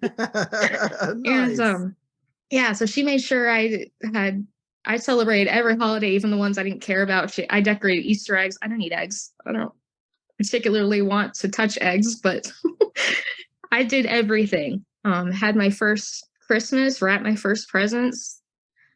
I did all of that. And then when we finally moved in together, about a month later, we drove to Texas. My parents and I went on a road trip to Texas to see my grandparents. Yeah. And we were gone for a weekend, I think maybe like 3 or 4 days. So I was on a road trip. And I remember when I moved out of my parents' house, I had gotten out in service like the week before, and I thought, I am never doing this again. This is my last time out in service. Well, surprise, I went out in service when I went to Texas with them. Went to visit, and of course, I'm living as a worldly person, so my clothes were inappropriate. Apparently, my shorts were too short. My dress wasn't right, whatever. So they got upset and they took me shopping, and I went and I bought basically a new wardrobe for that trip. But went to every meeting, and I knew this was going to be the last time I saw my grandparents.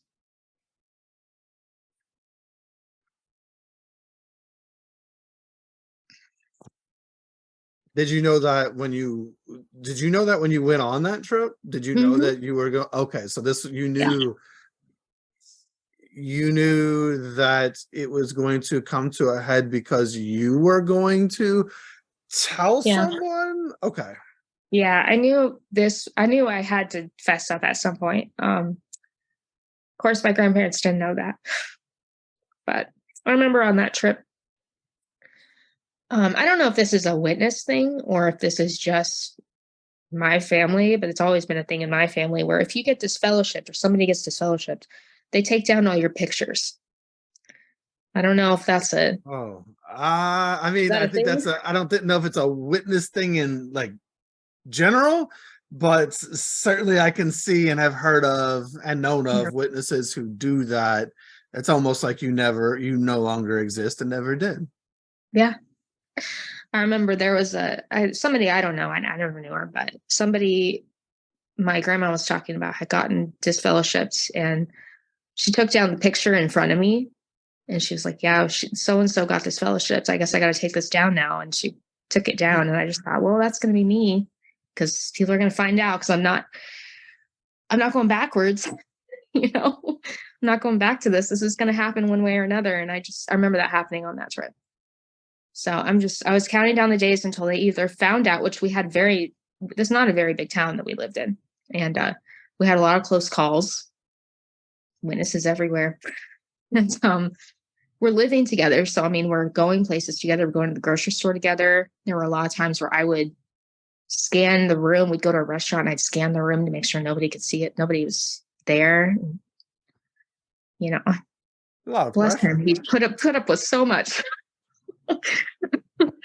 But yeah, I remember it being really stressful. Everybody at work knew, and they were all excited because they were like, yeah, Richard and Rachel, And but of course they all knew that they couldn't tell my parents. So, I was like, please don't say anything. They, eventually it'll come out, but don't say anything. So everybody was kind of in on it with me.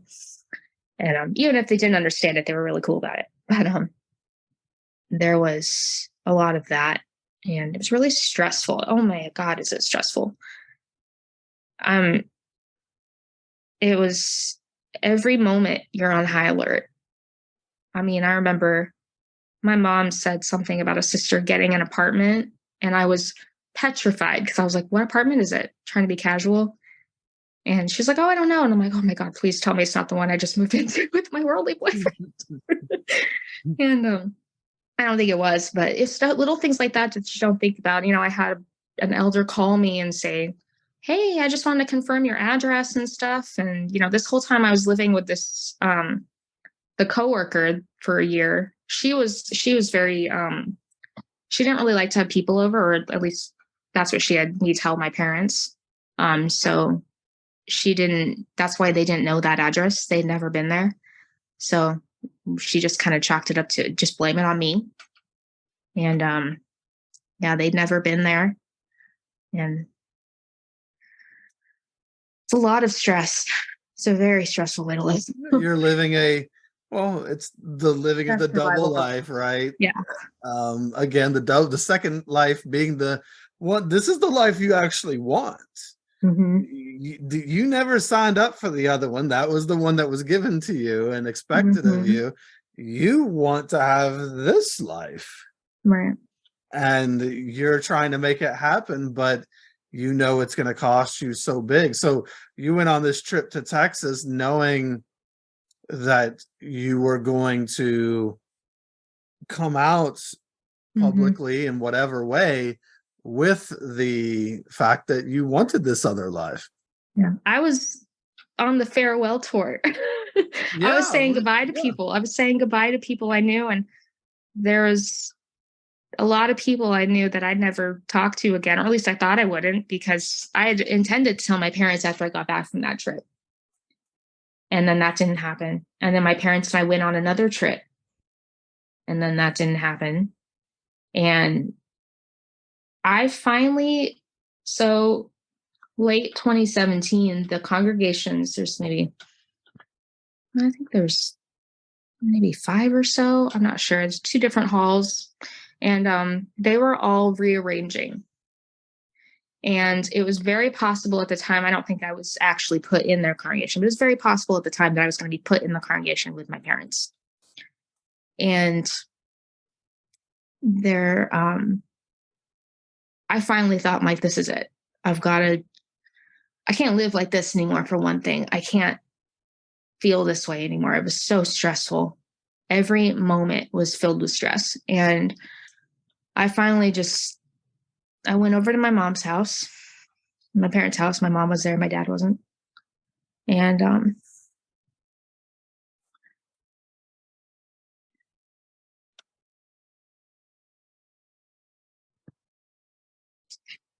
it's all right.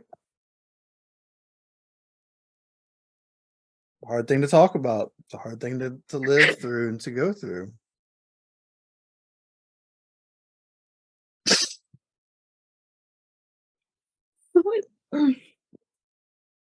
He told my mom, I'm in a relationship with Richard. living with him, not a virgin. Mhm. And she told me when she cried, I cried.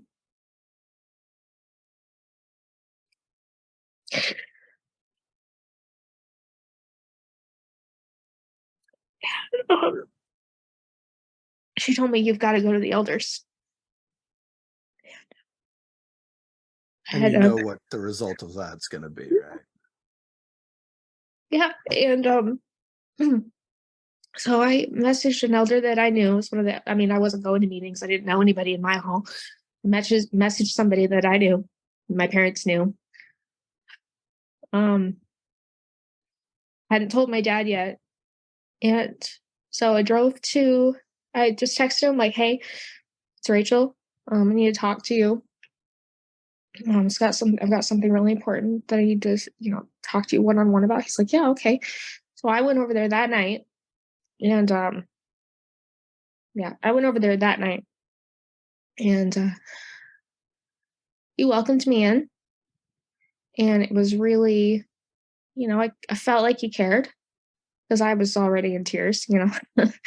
And I was like, "I'm in a relationship with somebody from work.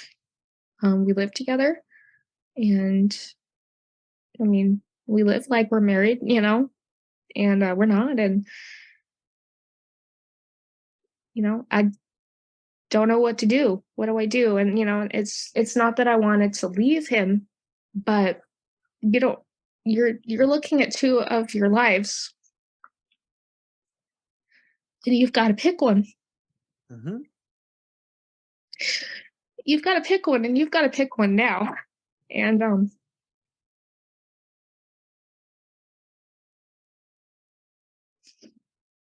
so he, I felt a change immediately. He got he didn't sound like he got cold, but I could, you can just feel the tension in the room. You can feel it change. The atmosphere just changes. Oh, yes. And I don't know how to describe it, but it was hot and cold. He The room felt really,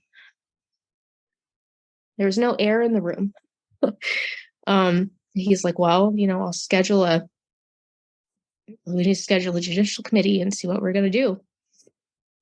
And I didn't know what I was gonna do. I really didn't know what I was gonna do. And I mean, I've got a life. I've worked with this person. I have responsibilities now. I have rent to pay. I can't leave him with rent. There's a lot going on. And at the time, I still really believed in it too. I mean, it's not like I really thought, I'm like, this is me not only choosing Mm. to be with somebody that I love or to not have a relationship with the only people that I've known my whole life. I'm choosing death at this point. It's really not just about your relationships. You're choosing, even if you don't have a relationship with Jehovah, this is it. I'm going to get disfellowshipped. I am not going to survive Armageddon. And so my mom kind of blew up my phone. I was on my way back to the apartment from his house. It's like a 10-minute drive. Hmm. She blew up my phone and she's like, "I can't keep the secret from your dad. It's not loving." And then I was like, "All right, I'll tell him." Not 2 seconds later, my dad called me and I had to tell him. And I'm sitting outside of my apartment and I'm parked outside in the car and hadn't even got in. I hadn't even had a chance to get in the house yet or the apartment yet. And he called me and, he's real chipper. He's like, "Hey, what's up?"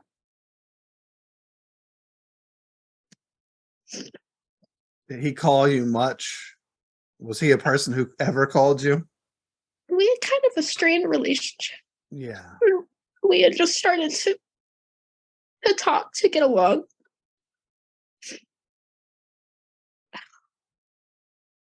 He called me and I had to tell him, Sure. I'm living with Richard. He asked if we'd had sex, which at that point I had nothing left to lose. I'm like, "Yeah, we're having sex. I live with him. I love him. Of course we are." And I shouldn't, for one thing, I mean, I guess if you have that relationship with your family, that's different, but that's not something we've ever talked about. Yeah. Aside from that one awkward moment, years ago. But I mean, we don't talk like that. That's not our relationship. So I just remember the disappointment. Mm-hmm. And, yeah. And that week, I was gonna house sit for them, and I went back and forth that week of what I was gonna do. And it was really complicated because I think I had so much support from people at work, from my friends. I was telling people about it, and of course, I've never really opened up to non-witnesses before about this because you can't really tell them everything. You can't tell them how weird you are. The reason everything's so weird because that's not appealing for the religion, and you're responsible if they don't choose Jehovah, you're responsible for their deaths too. So you're kind of afraid to, at least I was kind of afraid to tell anybody because I'm like, well, then you won't want it and then you're going to die and I don't want you to die. So it's Gotta still they rep the really shoot brand, themselves, right? huh? You have to still represent the brand. You have Exactly. to And uphold the brand. exactly. And witnesses really shoot themselves in the foot with that one because everybody went, hell no, I'd never do that to my child. What's wrong with these people? I mean, um, I think I had a whole group of people. I had two that I'm still in like daily contact with, um, that have been there kind of every step of the way with me. And where one wasn't, the other was. One would be at work and the other one would be with me, and so on. And it was, I don't know, it really turns them against the religion at all, which is good when you're out. But I don't know, at the time you're like, God, I don't know how much to tell you. But Well, anyway, yeah, they were because you there. feel like you're betraying the Mhm. organization itself. Well, and Jehovah, right? Which is Yeah, one and the same for them. right. And I don't know, you're kind of sentencing them to death too if you talk badly about the religion, which shouldn't feel like your fault, but it does. And so I remember it wasn't a judicial committee, but I didn't know the brother that I had confessed to, basically, he was not in my hall. So he had to call people that I didn't know because I'd never been to that hall. So he had to call people I didn't know. Richard was at work.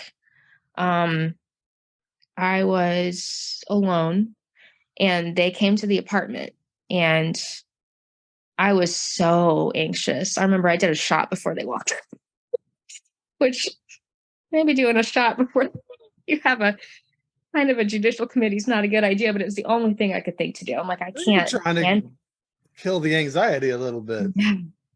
And I'm like, this is it. And they came over and it was real. I was like, I remember they were really uncomfortable when I told them that Richard also lived there. Like they were like, "Is this your apartment?" I was like, "Yeah," and he lives here too. They got real uncomfortable. I'm like, first of all, I work at Starbucks. Do you think I live alone? These people don't think. I can't afford an apartment on my own right now. Well, I think I live in this nice ass apartment by myself. You're kidding, right? But yeah. So they sat there and they talked to me, and then that's when we really set up the judicial committee. I think that was like on a Thursday or Friday night or something. But anyway, I was supposed to house it for my parents, I think is what I was going with it. I was going to say that. But I remember my mom asking me, like, she told me, if you, oh, how did she phrase it? Because I was still kind of back and forth on that point. I didn't know what I was going to do. And there was a point where I was like, I'm not leaving. This is my life. I'm not changing. And she was like, well, I thought you were repentant, but maybe I was wrong. And I'm just like, and of course I would go back and forth. And there was a point where I had kind of leaned a little more toward staying. And, I was on that precipice trying to figure out what I was going to do. And she said, if you are truly repentant and you have not had sex since telling us, Yeah, since telling us. I think this was maybe like the week after. I think it was like the week after. If you're truly repentant and you have not had sex, you can still house sit for us. Which, first of all, none of your damn business. Yeah, none of your business, and then you can do free labor for us?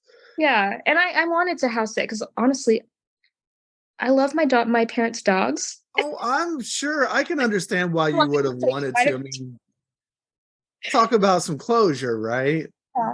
and I wanted to say goodbye to their dogs and Yeah. say goodbye to my parents for the last time. I mean, Oh, yeah, I get it.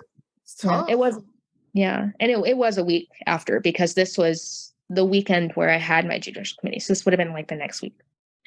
So I went ahead and I went, and I don't think I knew what I was going to do. I really don't think I had a plan at that point, but um, so I went over there. We watched TV together. Everything was kind of normal. They ended up leaving for the weekend wherever they were going to go, and I hung out with the dogs, and it was fine. And um, I remember looking around and thinking, my pictures are gone. I wasn't disfellowshipped, and my pictures were Wow. gone.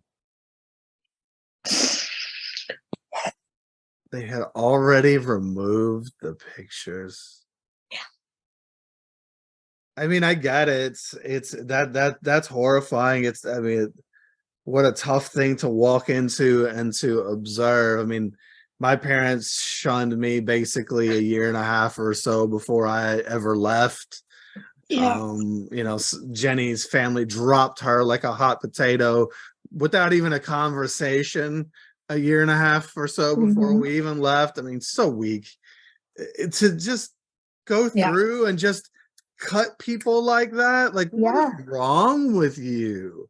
Yeah. You have no attachment. If you can Mhm. just do that to people so easily, that's the witness way. That's what they do. You've got to be able to cut people like that because with people going in and Heartless. out of your life, you have to survive. I mean, I Yeah. understand it, Yeah. Well, but because they think it means their salvation, right? yeah. And basically what they're saying is, I'm not gonna die for my kid. Mhm. It did make me wonder. I'm like, what did it? What comment did I make that really did it? What was the moments where the pictures came down? But Mhm. damn, that's wow. That's Yeah, so cold. isn't it? Yeah, that really stood out to me.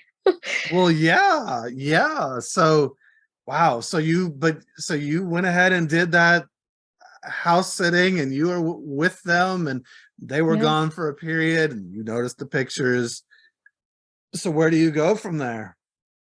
So the next day was Sunday. Hmm. And that was my judicial committee. I don't remember much of that. I mean, I remember the judicial committee. I don't know if I sat through the meeting or not. I really can't remember. And I probably didn't because I don't remember, but I don't know. I think I was done at that point because at that point I made my decision. Um, but yeah, so I went to the judicial committee. There's three brothers in that room that I don't know. Oh, one of them was the one that came to my house, and he was like staring me down the whole time he was in my house. Oh, and this was a Kingdom Hall that Mhm. you were unfamiliar with. It was the Yeah. one that you're like supposed to go to or something. Yeah. Well, this was actually the Kingdom Hall this was another congregation, but it was in my old Kingdom Hall. So it was really surreal. I don't know. It's kind of weird, but so he had come to my house and he was looking at me like he's trying to shame me or something. I didn't like him. The other brother was nice. He was felt like he genuinely cared, as much as you can. And he seemed nice, but that other brother was just I could tell he didn't like me. He did not approve of anything I was doing, which just made me more angry. Like, I just want to piss you off now. But so he was in there, and oddly enough, he's the only one that kept inviting me to the memorial. years after I got this fellowship. So I'm like, you're the one that's stuck, huh? Okay. And anyways, so I went into that judicial committee and I knew that I was going to get this fellowship. I'm like, this is it. I'm not changing my life. This is what my life is going to be, you know. I've known this is coming for a long time. I'm going through with it. And I don't have a lot of details from it. I don't remember a lot of the details, but I remember I was crying a lot and trying to drag it out because I didn't really want to say, like, no, I'm not coming back. I remember we read a few scriptures. It was very short. And then I was not repentant. I was crying, but I was not repentant. And they were like, okay, go wait outside. I went outside. I sat on a rock. You know, nobody talked to me, but I waved at people, you know, said hi a little bit when people were walking by. Nobody knew what I was doing. And it didn't last very long. They invited me back in, told me I was getting this fellowship. And I was still kind of on the fence, I think, because I asked, okay, well, how can I come back? You know, where do you go from there? You know, Nothing else in the moment. It's a hard thing to accept. Yeah. So they gave me what is that? What is that brochure called? It's a brochure. It's the one they give everybody after you get disfellowshipped or you've been disfellowshipped. It's very generic. It's really, I think it's more for cult members than it is for the actual person. The Return to Jehovah brochure? Yeah, that's it. They gave me that. I didn't know that. I mean, because I disassociated, so I haven't been through a JC, but they didn't have the Return to Jehovah brochure for so long. Yeah. And so that's what they're using that thing. What a generic piece of trash. It's so generic. I'm like, I've read this. You got anything else? I can't believe that's what they use. That's hilarious. What? Yeah. It's garbage. It's a bunch of garbage reason. That's not for you. That's to convince Jehovah's Witnesses that this is why people leave. So that they won't listen to the real reasons that people leave. Yeah, they don't have anything for disfellowship people. They don't give a shit about us. No, it's propaganda. Yeah. So this is to keep the cult members occupied. Like, this is why you're shunning.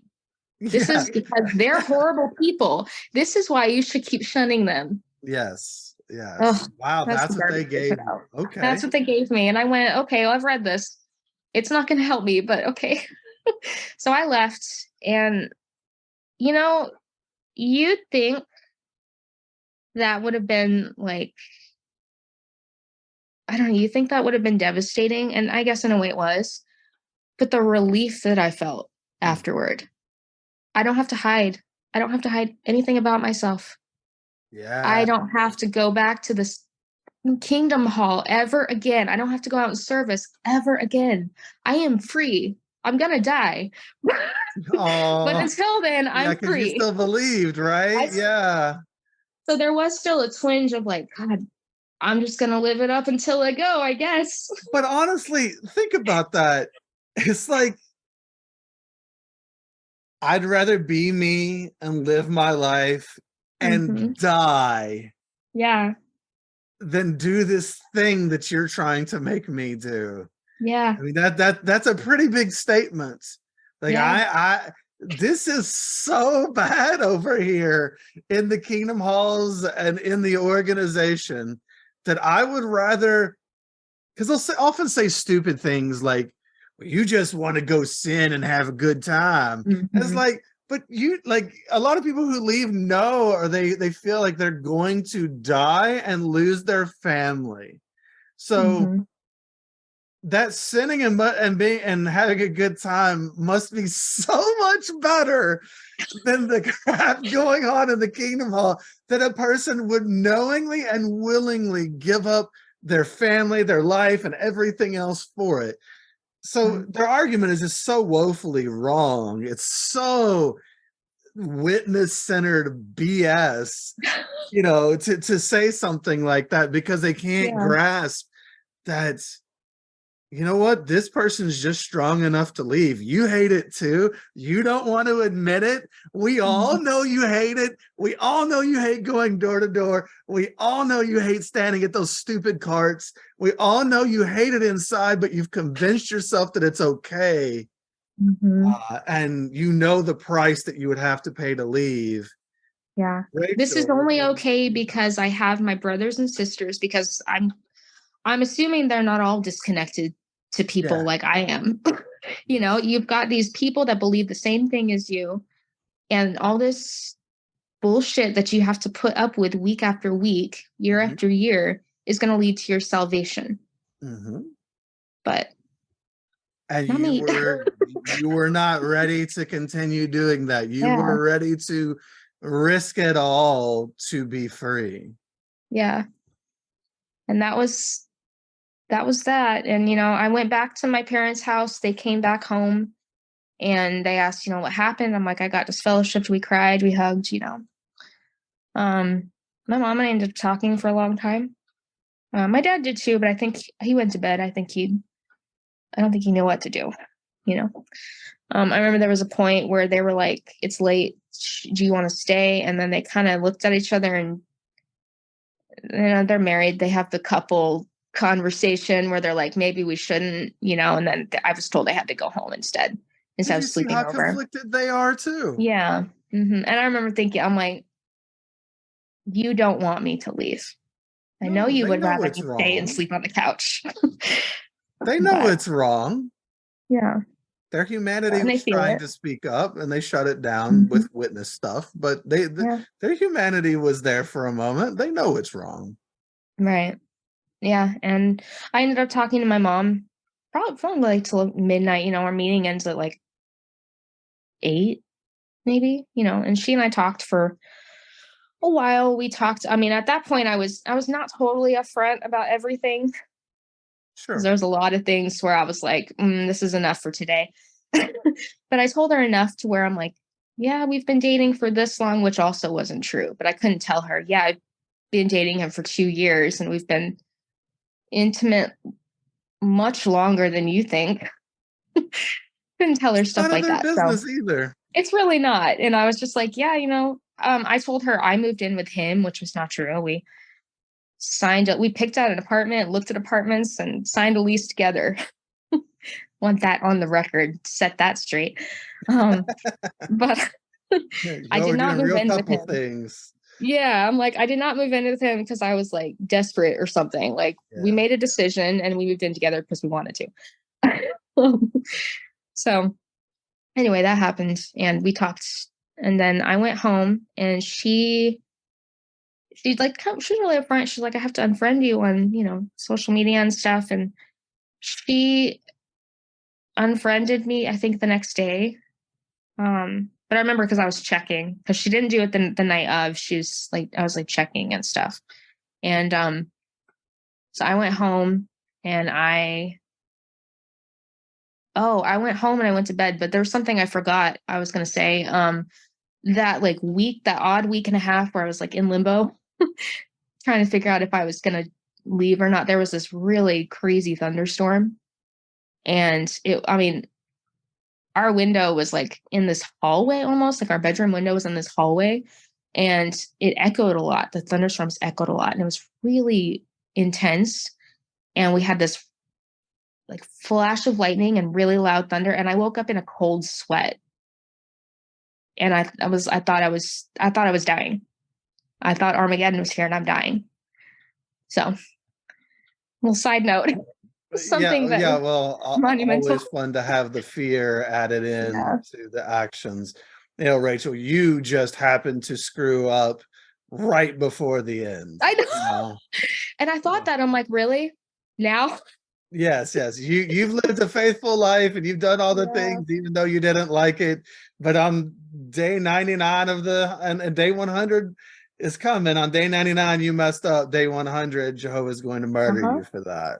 But Yeah. he's so loving, Oh, he's so loving and so so forgiving. much love. There was a point, I don't remember if I think this was this was after I got disfellowshipped.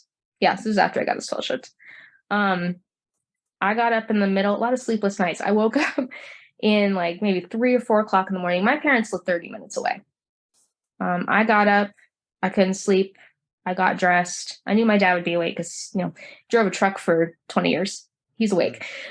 um, so I drove to their house and I knocked on the door and my dad answered. He was real like I don't want to say cold, guarded. He was real guarded. And he let me in. And I was talking to him. I'm like, I want to come back. I'm sorry. And he was like, you can, if you do what you're supposed to do, basically, leave, you come back and live here with us. I mean, you'll be disfellowshipped, but you start going to meetings, you get your life back on track, you start doing the things that get you back to Jehovah, right? And I was like considering it. Oh, so he went and woke up my mom. Was like, hey, Rachel's here. I heard it from the other room. He's like, hey, Rachel's here. We hung out for a little bit and we were talking. And he was, I think they wanted me to come back and live with them. And I feel bad because I feel like I was like kind of like waving a carrot in their face, like, hey, maybe I can come back, giving them false hope. But I didn't know what I was going to do. I mean, it wasn't on purpose. I just didn't know what to do. And I was looking have any reason to feel bad about it. You're just I know. a desperate person wanting to have a relationship with their parents. And yeah, I mean, goodness, this is squarely on them. They're the ones shunning. They're the ones taking pictures down. You didn't do anything. Yeah. And it wasn't even just that. I mean, I thought I was going to die. I'm like, God, I fucked up so so bad. I'm going to die. Like, this is it. I have to get my life on track. It doesn't matter that I'm in love. It doesn't matter that I'm happy. Can you imagine? It doesn't matter if I'm happy. God's not happy. So screwed up. Oh, Jehovah, the happy God, wants you to be very, very miserable. Yeah. The happy God. He's not, he has to be happy, but you don't need to be. Mm-hmm. But anyway, I kept looking at my own mortality. And I mean, I'm sure part of it was wanting to be with my parents. Of course it is. But a lot of it was because I thought I was going to die. And I'm like, this is it. I've got to figure it out. And that's what I struggled with for years afterward. And I never ended up moving back in with them, but I had they would text me once a year or so. When they were living in that trailer, they text me and be like, hey, we want you to come back and live with us. And I'm just like, I've already done that. By then we were in a house. Like my best friend was living with us at the time. She had moved in. So I had a lot of distractions when I got disfellowshipped. She had moved in and she was dealing with her own stuff. And so we were kind of like helping each other through things. And, it's kind of a distraction for both of us. But, so she was living with us. And then we had all ended up moving into a house together. I think that was 2019, 2018. No, 2019. We ended up getting a house together and my parents had texted me. And they were like, I remember my dad texted me and he's the one who hasn't reached out very much. My mom reaches out a little more, but my dad didn't. And he texted me and he was like, it's more important to have you home. I'm going to give up being a ministerial servant. It's just, this is more important than anything. I want you home. And I told him, I'm like, I mean, it sounds silly when you're looking at your own like life and looking at dying, but I'm like, I just signed a lease. I just moved in with my best friend and my boyfriend. Like, do you want them to live together? Like, what do you want me to do? Well, yeah, it kind of sounds silly weird. To having a. I mean, it's sweet on a level that he wants to have you back, but as a parent to try to get you to give up your independence and to come home and live with him like a little girl again, that's not super healthy in and of itself. I mean, you're supposed to leave the nest and fly and be free. This is part of growing up. You're supposed to do that. I mean, I understand he just wanted you back, and I get where he was hurting there. But he's the one who caused that to himself. Right. And at that point, I'd already been living not by myself, but I've been living as an independent adult for 3 years. I'm not going to go back and live with my parents. God, no. even as a non-witness, that would, or, as a never been a witness, that would be rough. I mean, no, I'm an adult. I don't want to do that. I like my life. I like being able to do what I want, go where I want. I went to concerts on meeting nights. I went to people's houses and I didn't have to think, is this good association? Is this, I did what I felt like. I had friends over, I mean, that probably wasn't the best because we were drinking every single weekend because we were all in our mid-20s going through it. But it was rough. But I mean, I still had my independence and I had people I was getting close to, but I don't know. I wasn't going to go backwards. Well, and it would have been going backwards. And Yeah. it's sad because your parents chose of their own to, they chose to stay behind. They can't come where you've gone, and that's a shame because they're missing out on the growth and the best of their daughter because their choice is to stay behind in this thing that keeps them very small and isolated. Yeah. And I couldn't imagine going back. Yeah. I couldn't imagine going back anyway, because I had grown so much in those 3 years going through that kind of trauma and that kind of, I mean, you're meeting new people also, and you're living on your own and you're figuring yourself out. And I felt like I was growing up for the first time. You can't just backslide like that. I mean, No, I once want you to see live. the truth, you can't unsee it. Yeah. And I hadn't even woken up yet. I'm like, oh, I couldn't go back. So. Hadn't even woken up yet. So what's that look like? How do you wake up? Because again, and I do think it is interesting, you've done all of this while still thinking that they have the truth. Yeah. I for sure, I mean, that was probably why I was drinking so much at the time. So I mean, I was so depressed. I was so depressed. You were depressed when you were in it too, right? That's true. It's just real sad.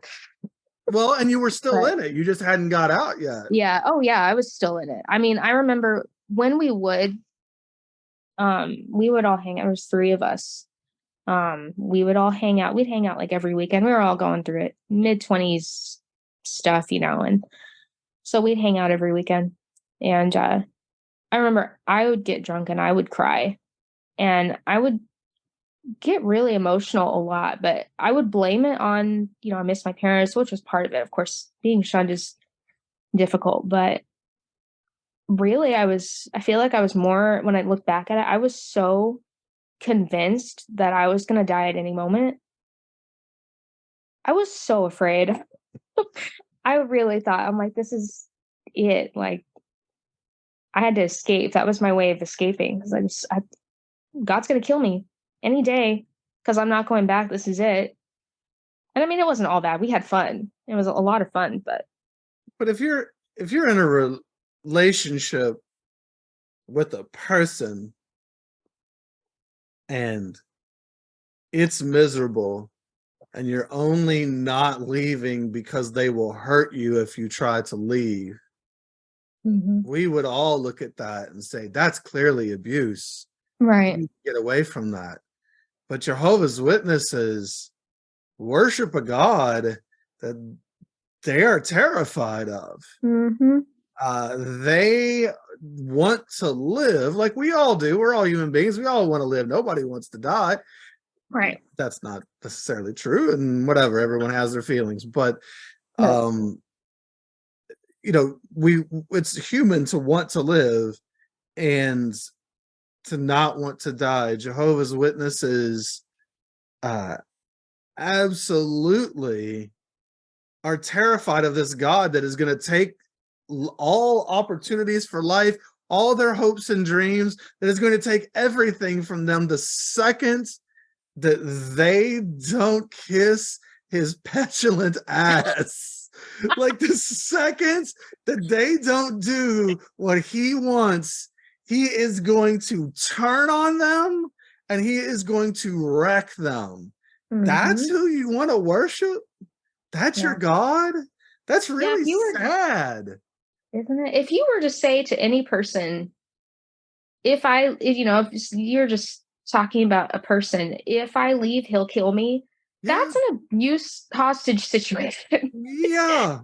leave. And if you're not, is this oh crap, what's it called? The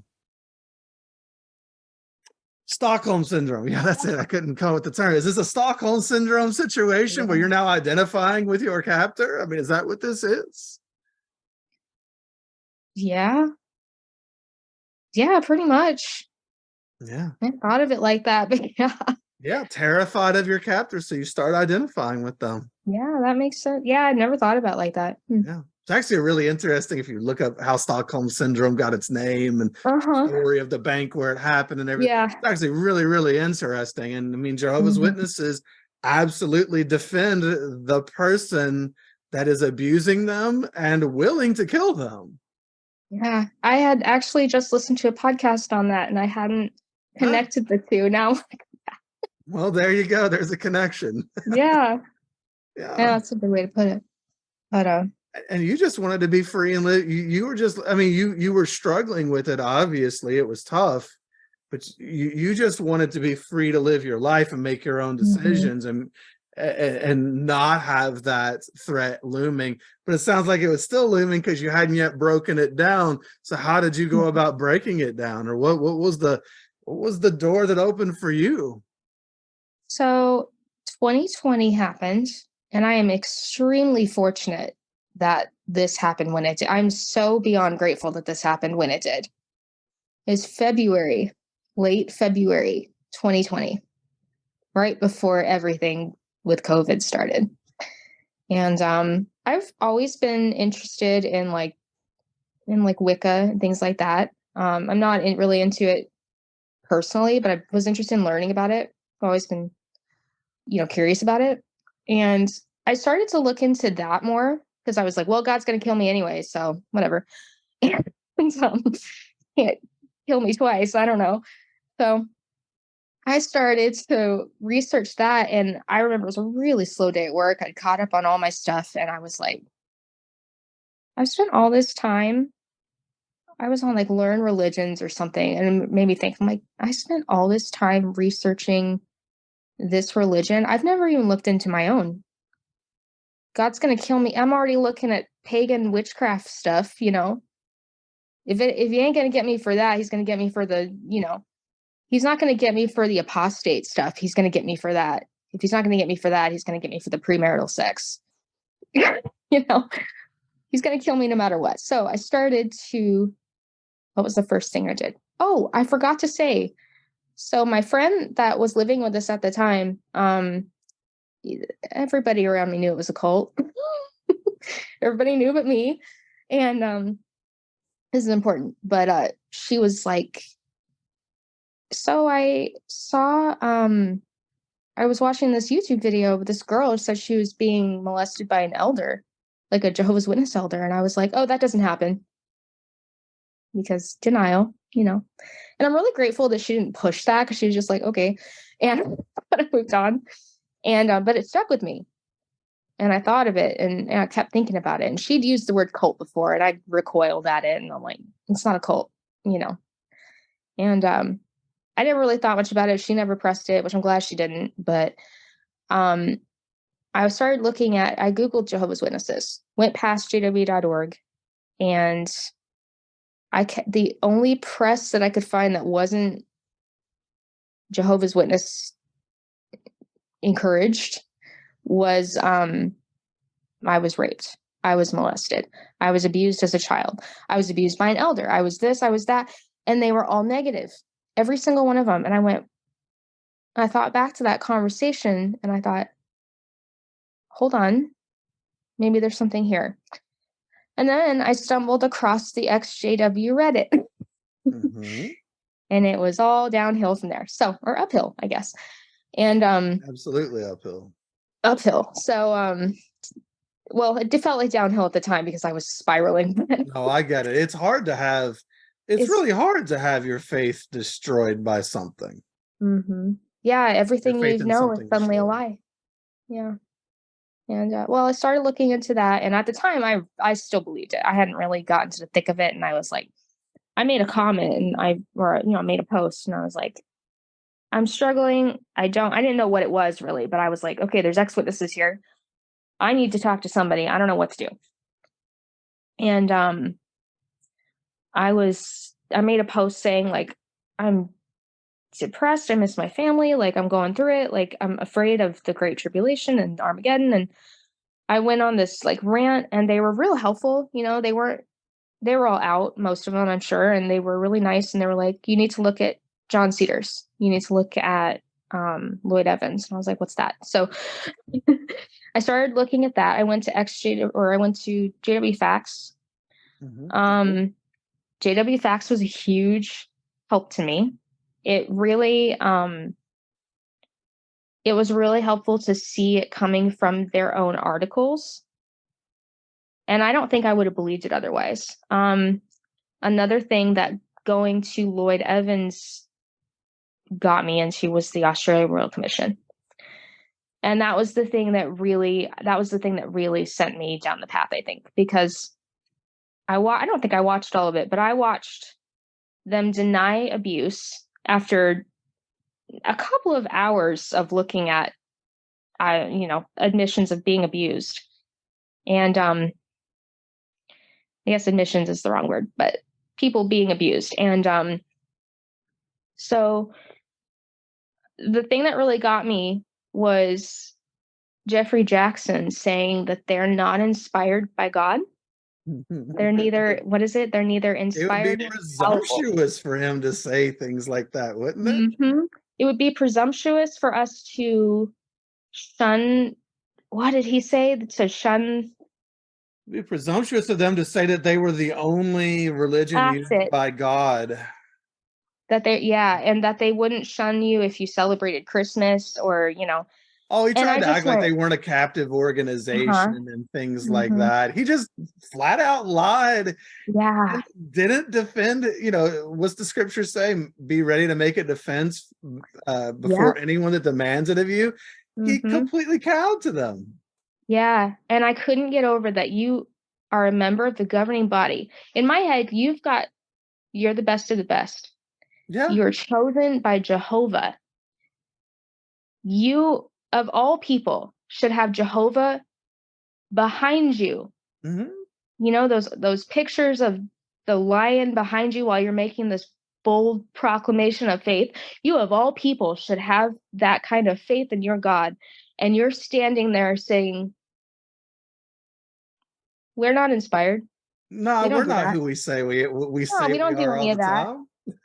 I'm like, you lying sack of shit. Are you kidding me? And I was furious. And I spent the next couple of days doing nothing but ex-witness, reading research videos. Oh my God, I just went down the rabbit hole. And that was it. That was it. So, and I remember I went and I told, I'm in a cult. And she's like, I know. Oh shit, I was trying not to say names. Oh, that's okay. So, Well, so good for her for being able to. So let me ask you something. You said earlier that she had used the term cult and that it made you defensive. Are you mhm. glad though ultimately that she used the word and that it made you look into it more? Oh, definitely. Because I mean, I probably would have come across it on its own because I saw the word so much. But one of the first things I did a lot in that day, one of the first things that I did was look at the bite model. Mm-hmm. And I remember so distinctly looking at that bite model because I looked at the first one and I went, yeah, that's it. Looked at the second, yep, that's it. Third, yeah, oh my God. And it was just unraveling. And I'm really glad she did use that word, even though I denied it at first. But Confronting when people yeah. use that word. Mm-hmm. But the fact that it's confronting is the reason you need to maybe look into why. If Mm-hmm. somebody's telling you something and it makes you defensive and super confronted, then there's probably something you need to look at there. Yeah. And I'm Yeah. glad that you And did. yeah, I am too. I'm so glad. And I don't know what would have happened if I had gone into COVID and lockdown Mhm. with that kind of mentality, because I was already spiraling at that. That was at the height of my depression. Beginning of 2020 was at the height of my depression. I had gone to a psychiatrist and been prescribed antidepressants again. I had just done that. Um I was gaining a lot of weight, which I was really struggling with at the time. Um and I was really at the low. I was at rock bottom. I was so depressed. I would go to work and I'd come home and I'd go straight to bed and I wouldn't eat dinner. And I was just, that was my rock bottom. So that was when I thought, oh, I've got nothing to lose.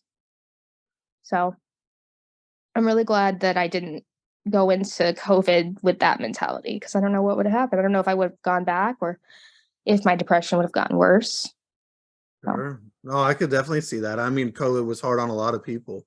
Mm-hmm. Mentioned before, I had people who would come to me in my coaching practice during COVID and just say, "Look, stop me from going back. Like Yeah. I'm really tempted. I'm scared. You know, let's talk about this." And so we would talk about that. And Mm-hmm. you know, it's really tough.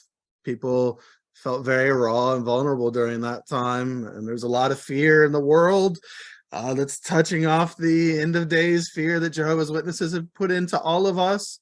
And so, Yeah. yeah, I'm glad that you figured out certain things prior to that to lessen those potential pitfalls for you. Yeah. Um, so you were able then to start breaking it down mentally, looking at these things, waking up, as we often call it.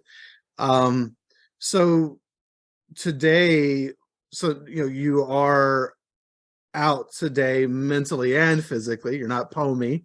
And um, you know, I don't, is there anything that you would say to those who shun you? Or maybe is there anyone is there even anyone you would say anything to other than your parents? You know, I don't know if there are other people that you would have something to say to, but if you could say anything that you wanted to those who shun you today, you know, now being a person who's fully woken up from a lot of this, what would you say to them?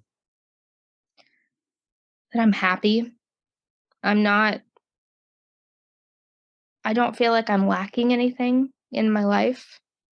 Um, leaving was, I miss them, and leaving was the best, but leaving was the best thing that I could have done. I'm happy with the way my life turned out. I wish that they were a part of it, because I feel like I'm the best version of myself. Yeah, that's often one of the hardest things, is just that our families miss out on the best that we have to offer. They really Mhm. do. They know a previous version of it. I mean, I can speak to that myself. You're kind of saying that here, comes up in my coaching practice again. Just people are growing. They're on a path of growth and Mhm. moving forward with life and becoming bigger and not smaller like the witnesses keep people. And they have Mhm. so much more love to give, real love, actual unconditional love. And it's a shame that our families really just have no place for that. They can't, they're stuck in the past right now and aren't able to move forward. Yeah, it's true. Is I don't really, they don't talk to me, but occasionally my mom will reach out, and like once a year she'll reach out. And actually during 2020 she talked to me pretty often, almost every day, Mm. until I finally told her I don't believe it anymore. I'm not interested in coming back. And she, I just noticed the entire time that we would talk, she's saying the same thing she always has. She's in the same place she's always been. And it's so sad, because life is so much more than just that. Yeah, there's so much more to learn Mm-hmm. about life. I mean, about her own beliefs, about Mm-hmm. everything she's been involved in as well, and your dad too. I mean, all anybody wants to see is them be happy and be actually happy. And if you can be happy without your kid and shunning them, Wow, that says something about you. You're either you either can't be happy, or if you are happy with it, there's something wrong there. Yeah. That's not normal. That's not natural. The lack of natural affection, right? That Jehovah's Mm-hmm. Witnesses like to point to in the Bible. In the last days, people will have no natural affection. What's Jehovah's Witnesses that shut off their natural affection? Oh, yeah. And if you're not happy, then it's probably because you're fighting your humanity. And Yeah, if you are happy, then I don't need you. yeah, absolutely, absolutely. So what is life like today for you? You know, you say you're happy. So what are some of the things that make you happy in your life today? What do you enjoy? And is there anything that you're, striving for in the future, or just enjoying life today? I'm just enjoying life today. I like being able to do what I want and choosing my own friends and going where I want without having to worry about things. And I don't have nightmares about Armageddon anymore. I can just enjoy my life and it doesn't have to be a battle. Yeah, it doesn't, not at all. To be free to enjoy your life the way you enjoy it is a wonderful thing, and a Mhm. thing of privilege. I mean, there are people in other countries who would love to have the freedom that we have here in this country. I mean, not to act like ours is the end all be all. We have Right. plenty of problems, For sure. but but there is a certain privilege that comes along, with living here and having some of the opportunities that are presented to have a happy life in the measure of freedom that we have, Hmm. that other people may not have. And so it's beautiful to be able to experience that. And I think all we all want is for those people to have a chance to experience it too.